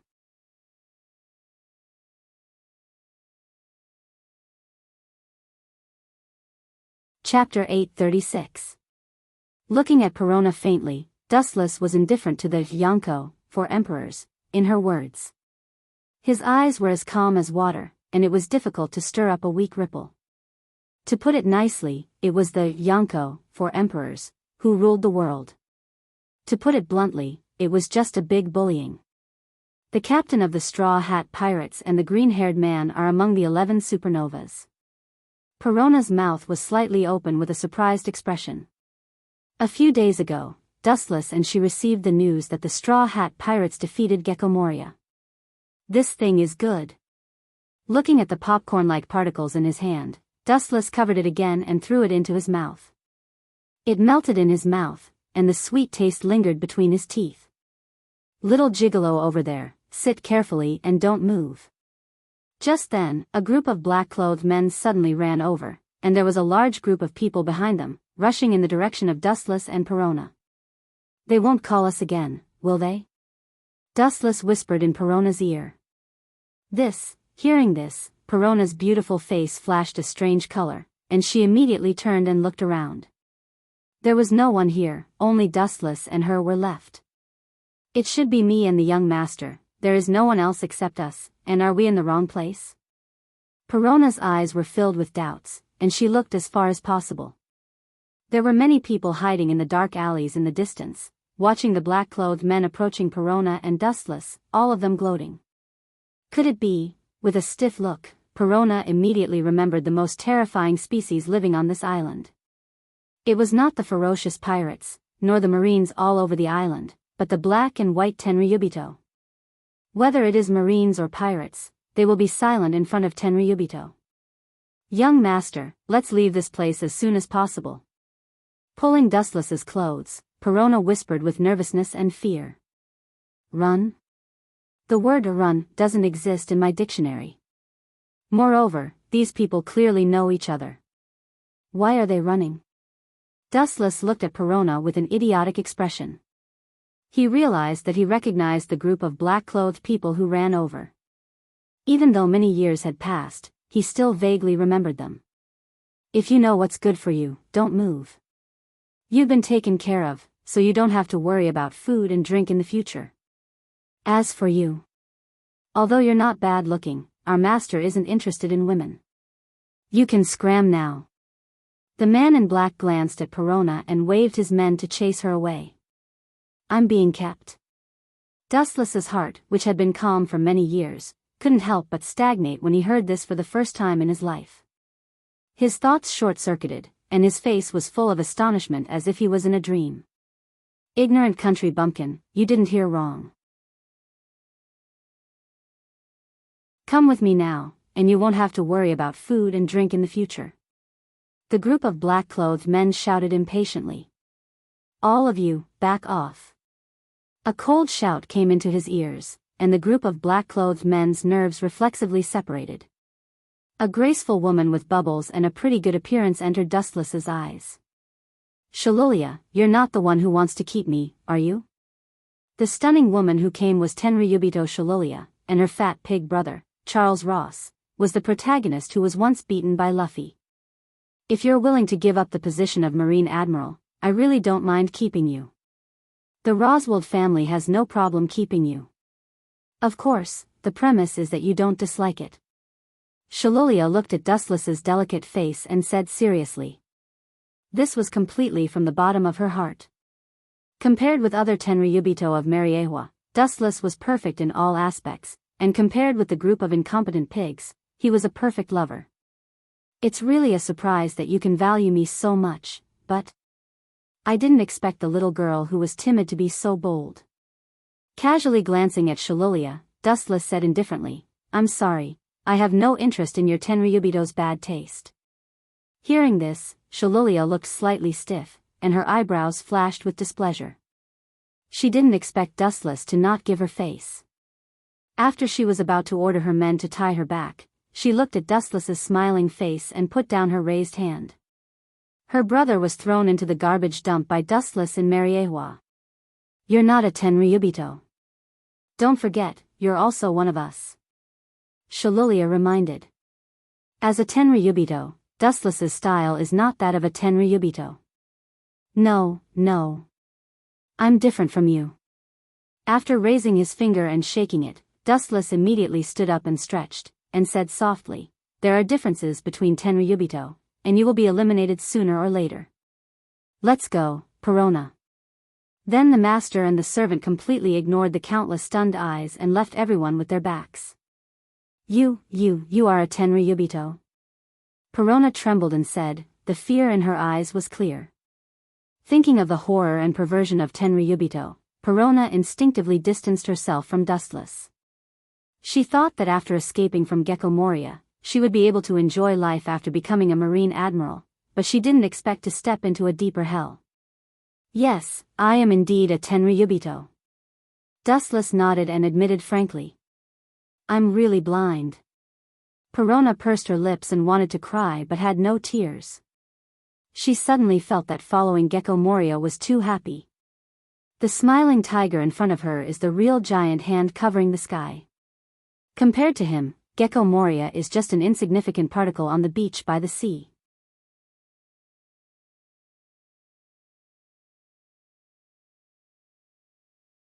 Chapter 837. Carolia Palace. A group of black-clothed men shivered and lowered their heads in shame. The cold sweat on their foreheads almost condensed into raindrops. In the eyes of Tenryubito, human beings are just weeds, worthless. Killing them is just a bad mood for a while. This kind of thing happens from time to time. Get back to me, useless waste. Shalolia's bright and jade-like face was distorted, and she loudly reprimanded the black-clothed man who did not do his job well, and immediately left in a huff, leaving the pirates hiding in the dark alley. They all looked like they had seen a ghost. So far, this seems to be the first person who can anger Tenryubito and calmly talk and laugh and leave safely. Hey! Am I dazzled?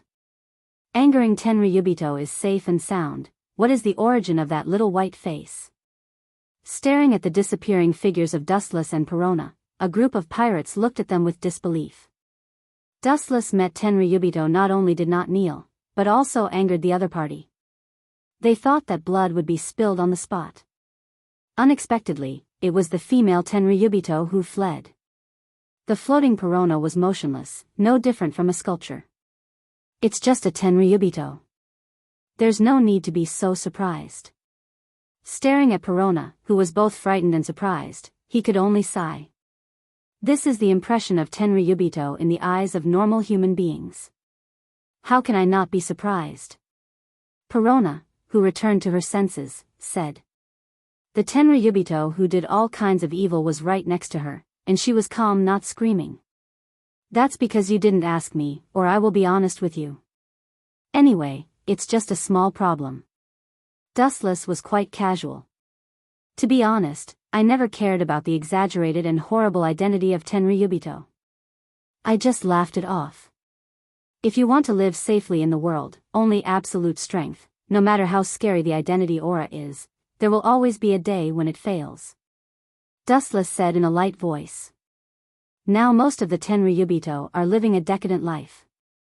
It seems that they have forgotten the attack on Mariachi by Tiger of the Fishman clan more than 10 years ago. In a chaotic world where ambitious and ruthless people were born, the only one who could rely on was himself. It's easy for you to talk. Do you know how many people envy the celestial dragons? Perona rolled her eyes when she heard this. Those humans who hated the sky dragon were actually jealous in disguise. That status was not inferior to that of a god, and it was something that everyone yearned for even in their dreams. You will never understand the feeling of being lonely at the top. Glancing at Perona, Dustless crossed his arms in front of his chest and stared at the chaotic crowd in the distance. He walked over and could hear the screams of fighting and the sound of flesh being cut apart. Are you blind? How dare you offend our captain? Eating your food here is the result of your ancestors burning incense for 18 generations. The ferocious pirate grabbed the young man dressed as a chef. His expression was as ferocious as a ghost. The chef's forehead was stained with blood, and there was an obvious wound the size of a middle finger. The captain he was talking about was a big guy with a scar on the left side of his face. Really, although I'm not interested in catching marines, but, a lazy and helpless voice came, and there was a bright light. However, as a marine admiral, even if it's just a temporary idler, you're hurting people in front of me. You don't give me face. Hey, hey, hey, the golden beam was fleeting, leaving only an afterimage in the sky, and immediately rushed straight to the captain with a scar on the left side of his face. Pucci, in the position of his heart, a scorched hole suddenly appeared and was easily penetrated, and he could see the people on the other side with a dull expression on their faces. The big guy who was killed in an instant tried to turn his head and looked at Dustless. When he closed his eyes in despair, he recognized the identity of Dustless. Marine Admiral. When did you come? He was unwilling to die. He was inexplicably killed by a Marine Admiral. He felt wronged, especially in the Sabaody archipelago. He had never heard of an admiral's whereabouts.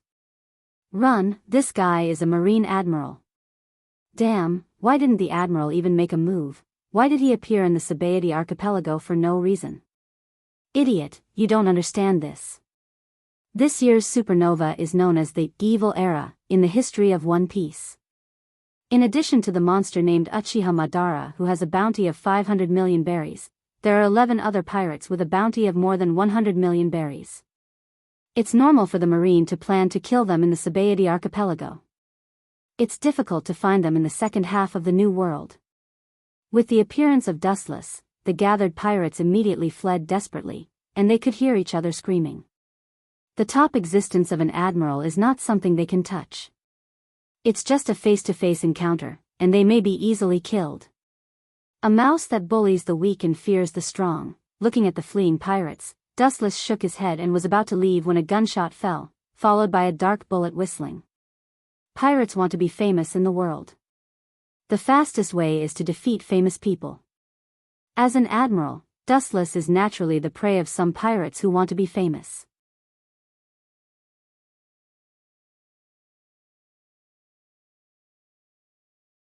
Chapter 838. Boom. The bullet penetrated Dustless's head and shot into the distant wall, leaving a hole. The same was true for Dustless's head, but the pierced wound only flashed a golden light and immediately healed perfectly without any damage. With a cold look, Dustless backhanded them back, and the sky was filled with flashes of light. Yasakani no Magatama. The sky was dyed golden, and dense light bullets cut through the void, jumping with the sound of death. The pirates fleeing in front fell to the ground with painful faces, and their bodies were full of burned holes. Their painful expressions were chilling, and combined with the holes all over their bodies, the pirates hiding in the dark were silent. Many pirates who intended to make a name for themselves by attacking Dustless also stopped. Run, the Ghost Admiral is here. The quiet Sabaody archipelago immediately became chaotic. Even though there were dozens of pirates with more than 100 million bounties on the island, as well as more pirates with bounties of tens of millions of berries, their faces changed greatly when they heard that the admiral had landed on the island. As if possessed, he stared at his surroundings with a suspicious expression. Generals were always so elusive. By the time you realized it, you would already be dead. Kid, it's time to withdraw, we are not opponents of the Admiral. In the obscure alley, the captain of the Kid pirates, Kid, was clearly visible. At the moment, his face was gloomy, looking at Dustless's back and clenching his fists. He seemed to be considering whether to fight. The person who had just advised him was Kid's younger brother, Kira. Retreat? Where are we going to retreat? Kid said in a hoarse voice, in addition to the red line, the second half of the New World is to go to the Fishman Island. Our ship hasn't had time to be coated. How can we go to the Fishman Island? Time is short, and the workers who coated the ship are missing. The only way to retreat is to go back. This, Kira, who was wearing a mask, was silent.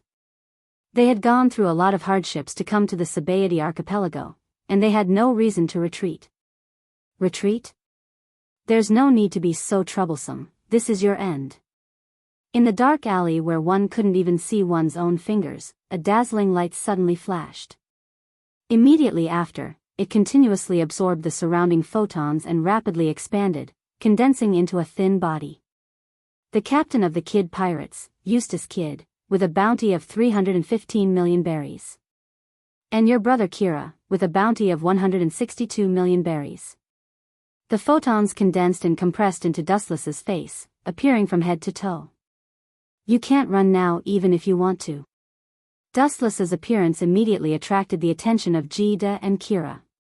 The two of them looked at Dustless as if they were facing a great enemy, bean-sized beads of sweat continuously dripping down. Good weapon. Staring at the golden sword in Wu Chen's hand, Jida's eyes flashed with greed. Even if he was hundreds of feet away from the sword, he could still feel a stinging pain on his skin due to its sharp texture. It was a peerless divine weapon that could cut through iron like mud. Idiot, how dare you appear in front of me with such a good weapon? Since you are so sincere in gifting me a weapon, I will accept it. Kid laughed maniacally. His tone was filled with hysterical madness. Come here. He opened his 5 fingers and aimed at Dustless. A special power fluctuation swept out from his palm. It was quite similar to gravity, but there was a difference. The surrounding iron tools floated to Jida's palm. Is this magnetic force? The sky suddenly darkened. Looking up, the void was filled with countless metal weapons piled up together, covering the entire sky without leaving a single gap. Come here. Seeing that the Kusanagi sword in Dustless's hand did not respond and remained unmoved, Jida's magnetic force density was even higher. Even the steel used to build the foundation of the house trembled slightly. So that's how it is. You want the Kusanagi sword in my hand? Idiot. The golden sword in Dustless's hand was a masterpiece of the glint fruit. Only he could use it in the world. The Kusanagi sword is condensed from my fruit's ability. Naturally, there is no magnetic force. You want to take away the Kusanagi sword? I didn't expect your thinking to be so vulgar and ridiculous. I am really worried about your parents. With a contemptuous and unscrupulous smile, Dustless swept out a light and instantly arrived in front of Jida. What a fast speed! Jida's pupils suddenly shrank, and a rare flash of fear appeared in his eyes. Just as he was about to dodge and retreat, a leg full of destructive luster whistled toward him. Light speed kick. Jida, who was hit by the flash, immediately disappeared. He could only vaguely capture an afterimage. Boom boom boom. A large building 100 meters away collapsed in an instant. Jida's life or death was unknown. The collapse of the building was all thanks to Jida, who was flying backward. You bastard. A sharp cold light fell from the sky, and a cold light swept down from the void, trying to dismember Dustless. Armament hockey hardening. Dustless saw this and didn't move. He just sighed, and his weak little hand was suddenly covered by a dark shadow. Clang! A spark splashed in the dark space and was immediately extinguished. Even so, with this weak light, it was possible to see what had happened. Dustless's right hand easily held the flashing cold tachi. Caw caw caw. With the increase of strength, the tachi began to distort and deform until it finally slowly collapsed and turned into debris on the ground. Regardless of Kira's dull eyes, a flash of light shot out. Boom boom boom. Then there was another huge roar, and Jida's younger brother Kira was also severely injured. He was swallowed by a large flame and smashed to the ground with his body burnt. In a few seconds, the two supernovas were seriously injured, and the surrounding pirates were in panic.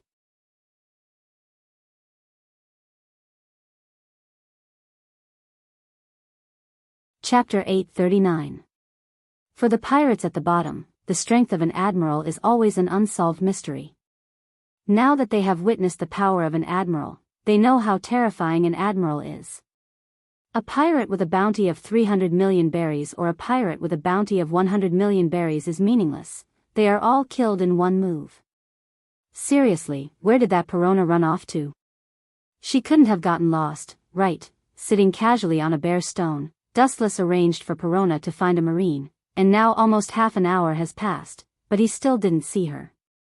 Boom boom boom, just as he was about to use the Den Mushi to contact Perona, the large building in front of him suddenly collapsed and turned into ruins. His sharp eyes pierced through the layers of obstacles, and the scene hundreds of meters away was reflected in his eyes. That idiot was beaten again. In the distance, a fat body fell to the ground like a huge meatball, and it took all his strength to barely stand up, revealing his ugly pig-like appearance. Dustless couldn't help but look at Charles, who was beaten like a pig. This guy was beaten before, but he didn't expect that today he couldn't avoid the wheel of history, and in the end, he was beaten by Straw Hat Luffy. Ah! You pirates! How dare you kill people in front of me? Do you even put me in your eyes?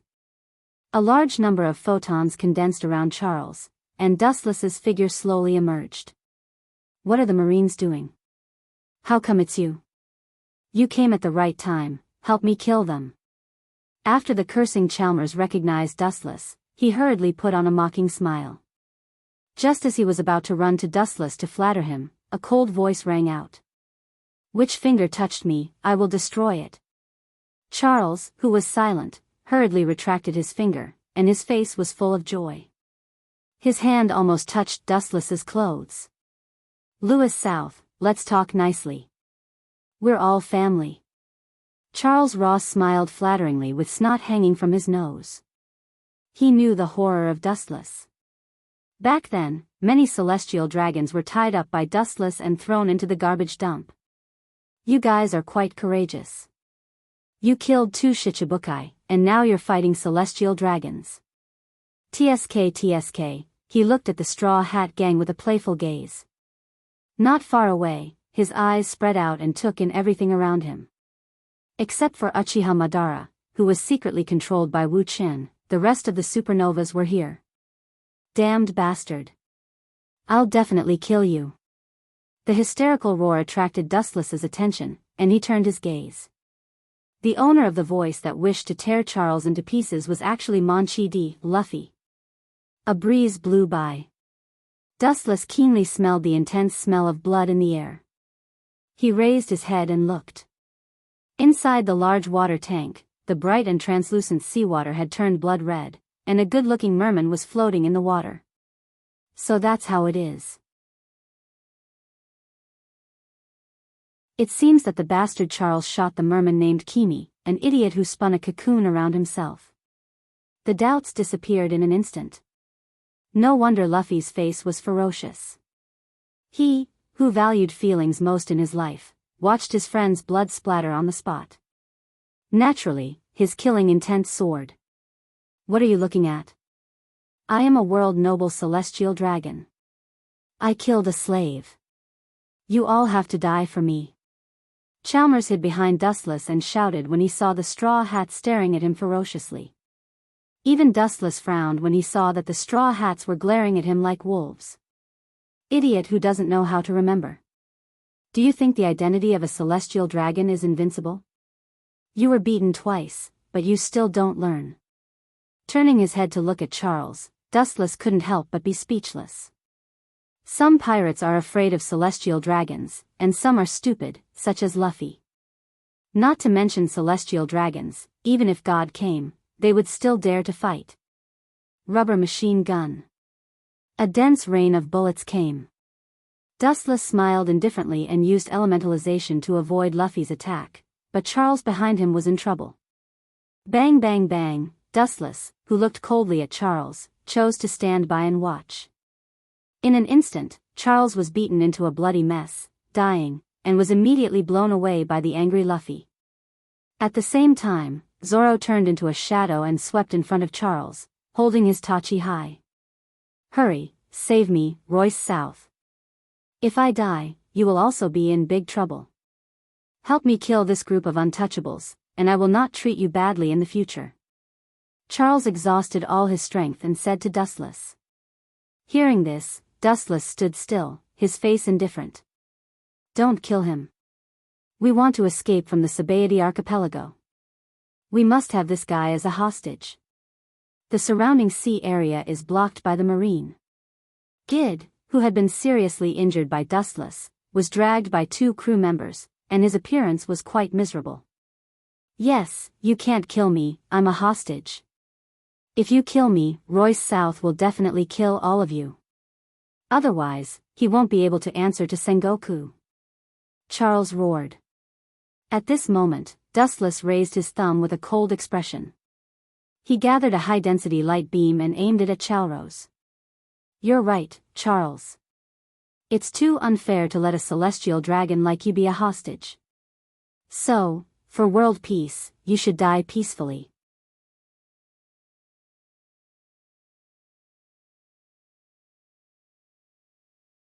Chapter 840. Dustless's words not only made Charles sluggish, but also the Straw Hats, including the other supernovas, all looked at him strangely. This cold and murderous look clearly didn't seem to be an act. Motherf ****. Did I hear wrongly with my ears stuffed with donkey hair? Marine Admiral wants to kill Tenryubito. This must be AF *** King Dream. Idiot, can't you see it? They are acting.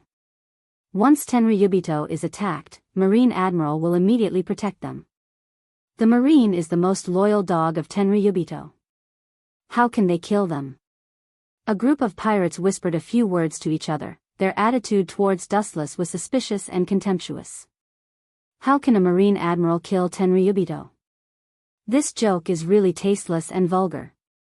Don't kill me, it's not good for you, everyone is the same, go to hell. Without waiting for Charles to say more nonsense, the golden beam cut through the void and pierced his throat, instantly ending his life. Immediately, under everyone's surprise, Charles fell to the ground unwillingly. That pair of empty eyes, full of disbelief, next is you. Welcome to the Heavenly Kingdom's direct train.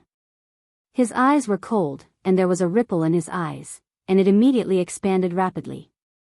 Dustless's body was the same. The invisible waves contained monstrous majesty, and the pirates within a radius of hundreds of meters were affected. No, this overbearing and unparalleled energy fluctuation is beyond the scope of human cognition. Not only humans, this is too one-sided. All the creatures were affected. Bang bang bang, the invisible energy fluctuation was beyond imagination. Anyone who was affected by it fell to the ground one after another, foaming at the mouth as they fainted. Just a casual blow killed more than 99% of the pirates. Are you kidding me? Is this guy really a Marine Admiral? Looking at it, only the supernovas could support it. The Straw Hat Pirates, except for Luffy, Zoro, and Sanji, the rest of the crew was wiped out.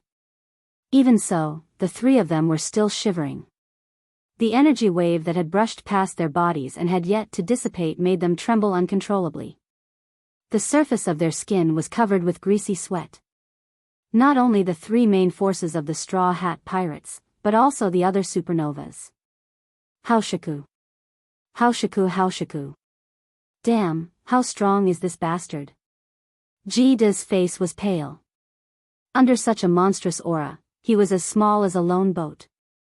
He could be destroyed by the raging waves at any moment. He couldn't help but feel ashamed of himself. He realized that he was as weak as a grain of sand. She couldn't help but want to submit to the thin man in front of her. Poochie. Jida's eyes flashed with determination as he could no longer withstand the pressure. A cold light flashed through the void. Without hesitation, he pierced his thigh and used the pain to awaken his rationality. He was not the only one. All the other supernovas followed Kid's example and started to harm themselves. They used the pain they had never felt before to try and free themselves from the intense pressure. Jida, his contemptuous eyes fell on Jida, who was struggling at death's door. After glancing at him, Dustless retracted his gaze. You could have stayed where you were and avoided the disaster. But you came here to die. You even wanted to threaten me with that stupid pig, Charles. You think you're smart. But, it seems that there is one person missing. Dustless glanced at the supernovas one by one. Suddenly, a familiar figure was missing. Mr. Admiral. Are you looking for me? A gust of cold wind came, followed by a slightly hoarse voice. Behind him, a cold light slashed straight at him. The slender Tachi was sharp and unstoppable. Long time no see, Law. However, you seem to have only grown taller. The wisdom in your brain has not increased. The moment the Tachi swept across and was about to cut off Dustless's neck, it was easily stopped. Even if Law gritted his teeth and used all his strength, the Tachi that was close to his neck could not be moved. You only used one finger?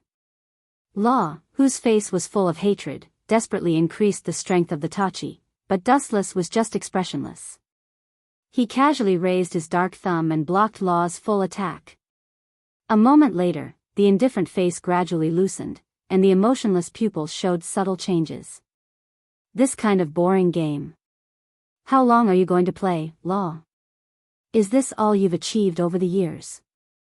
I still have great expectations for this reunion, but now it seems that the cruel reality makes me speechless. At the end of his speech, Wu Chen's body was filled with an ominous aura. An explosive power condensed in his body like a volcano that was about to erupt. The surroundings were deathly silent and filled with an indescribable despair. Deep in the sky, a dense vortex appeared like a dragonfly skimming the surface of the water. A majestic and ancient golden light swept out from it. How is this possible? Is this guy a god or a human? What kind of ability is he? The supernovas roared in shock, complaining about the unfairness of fate. Looking up at the sky, countless divine weapons of different structures piled up all over the sky. The golden luster revealed the ancient vicissitudes of life, with an ancient sense of desolation. Kai Bao of the King. As Dustless's indifferent voice fell, the number of divine weapons floating in the sky increased several times. You're tuning into the Dreamy Love Stories YouTube channel. Don't forget to subscribe and join us on this journey to catch the most captivating stories.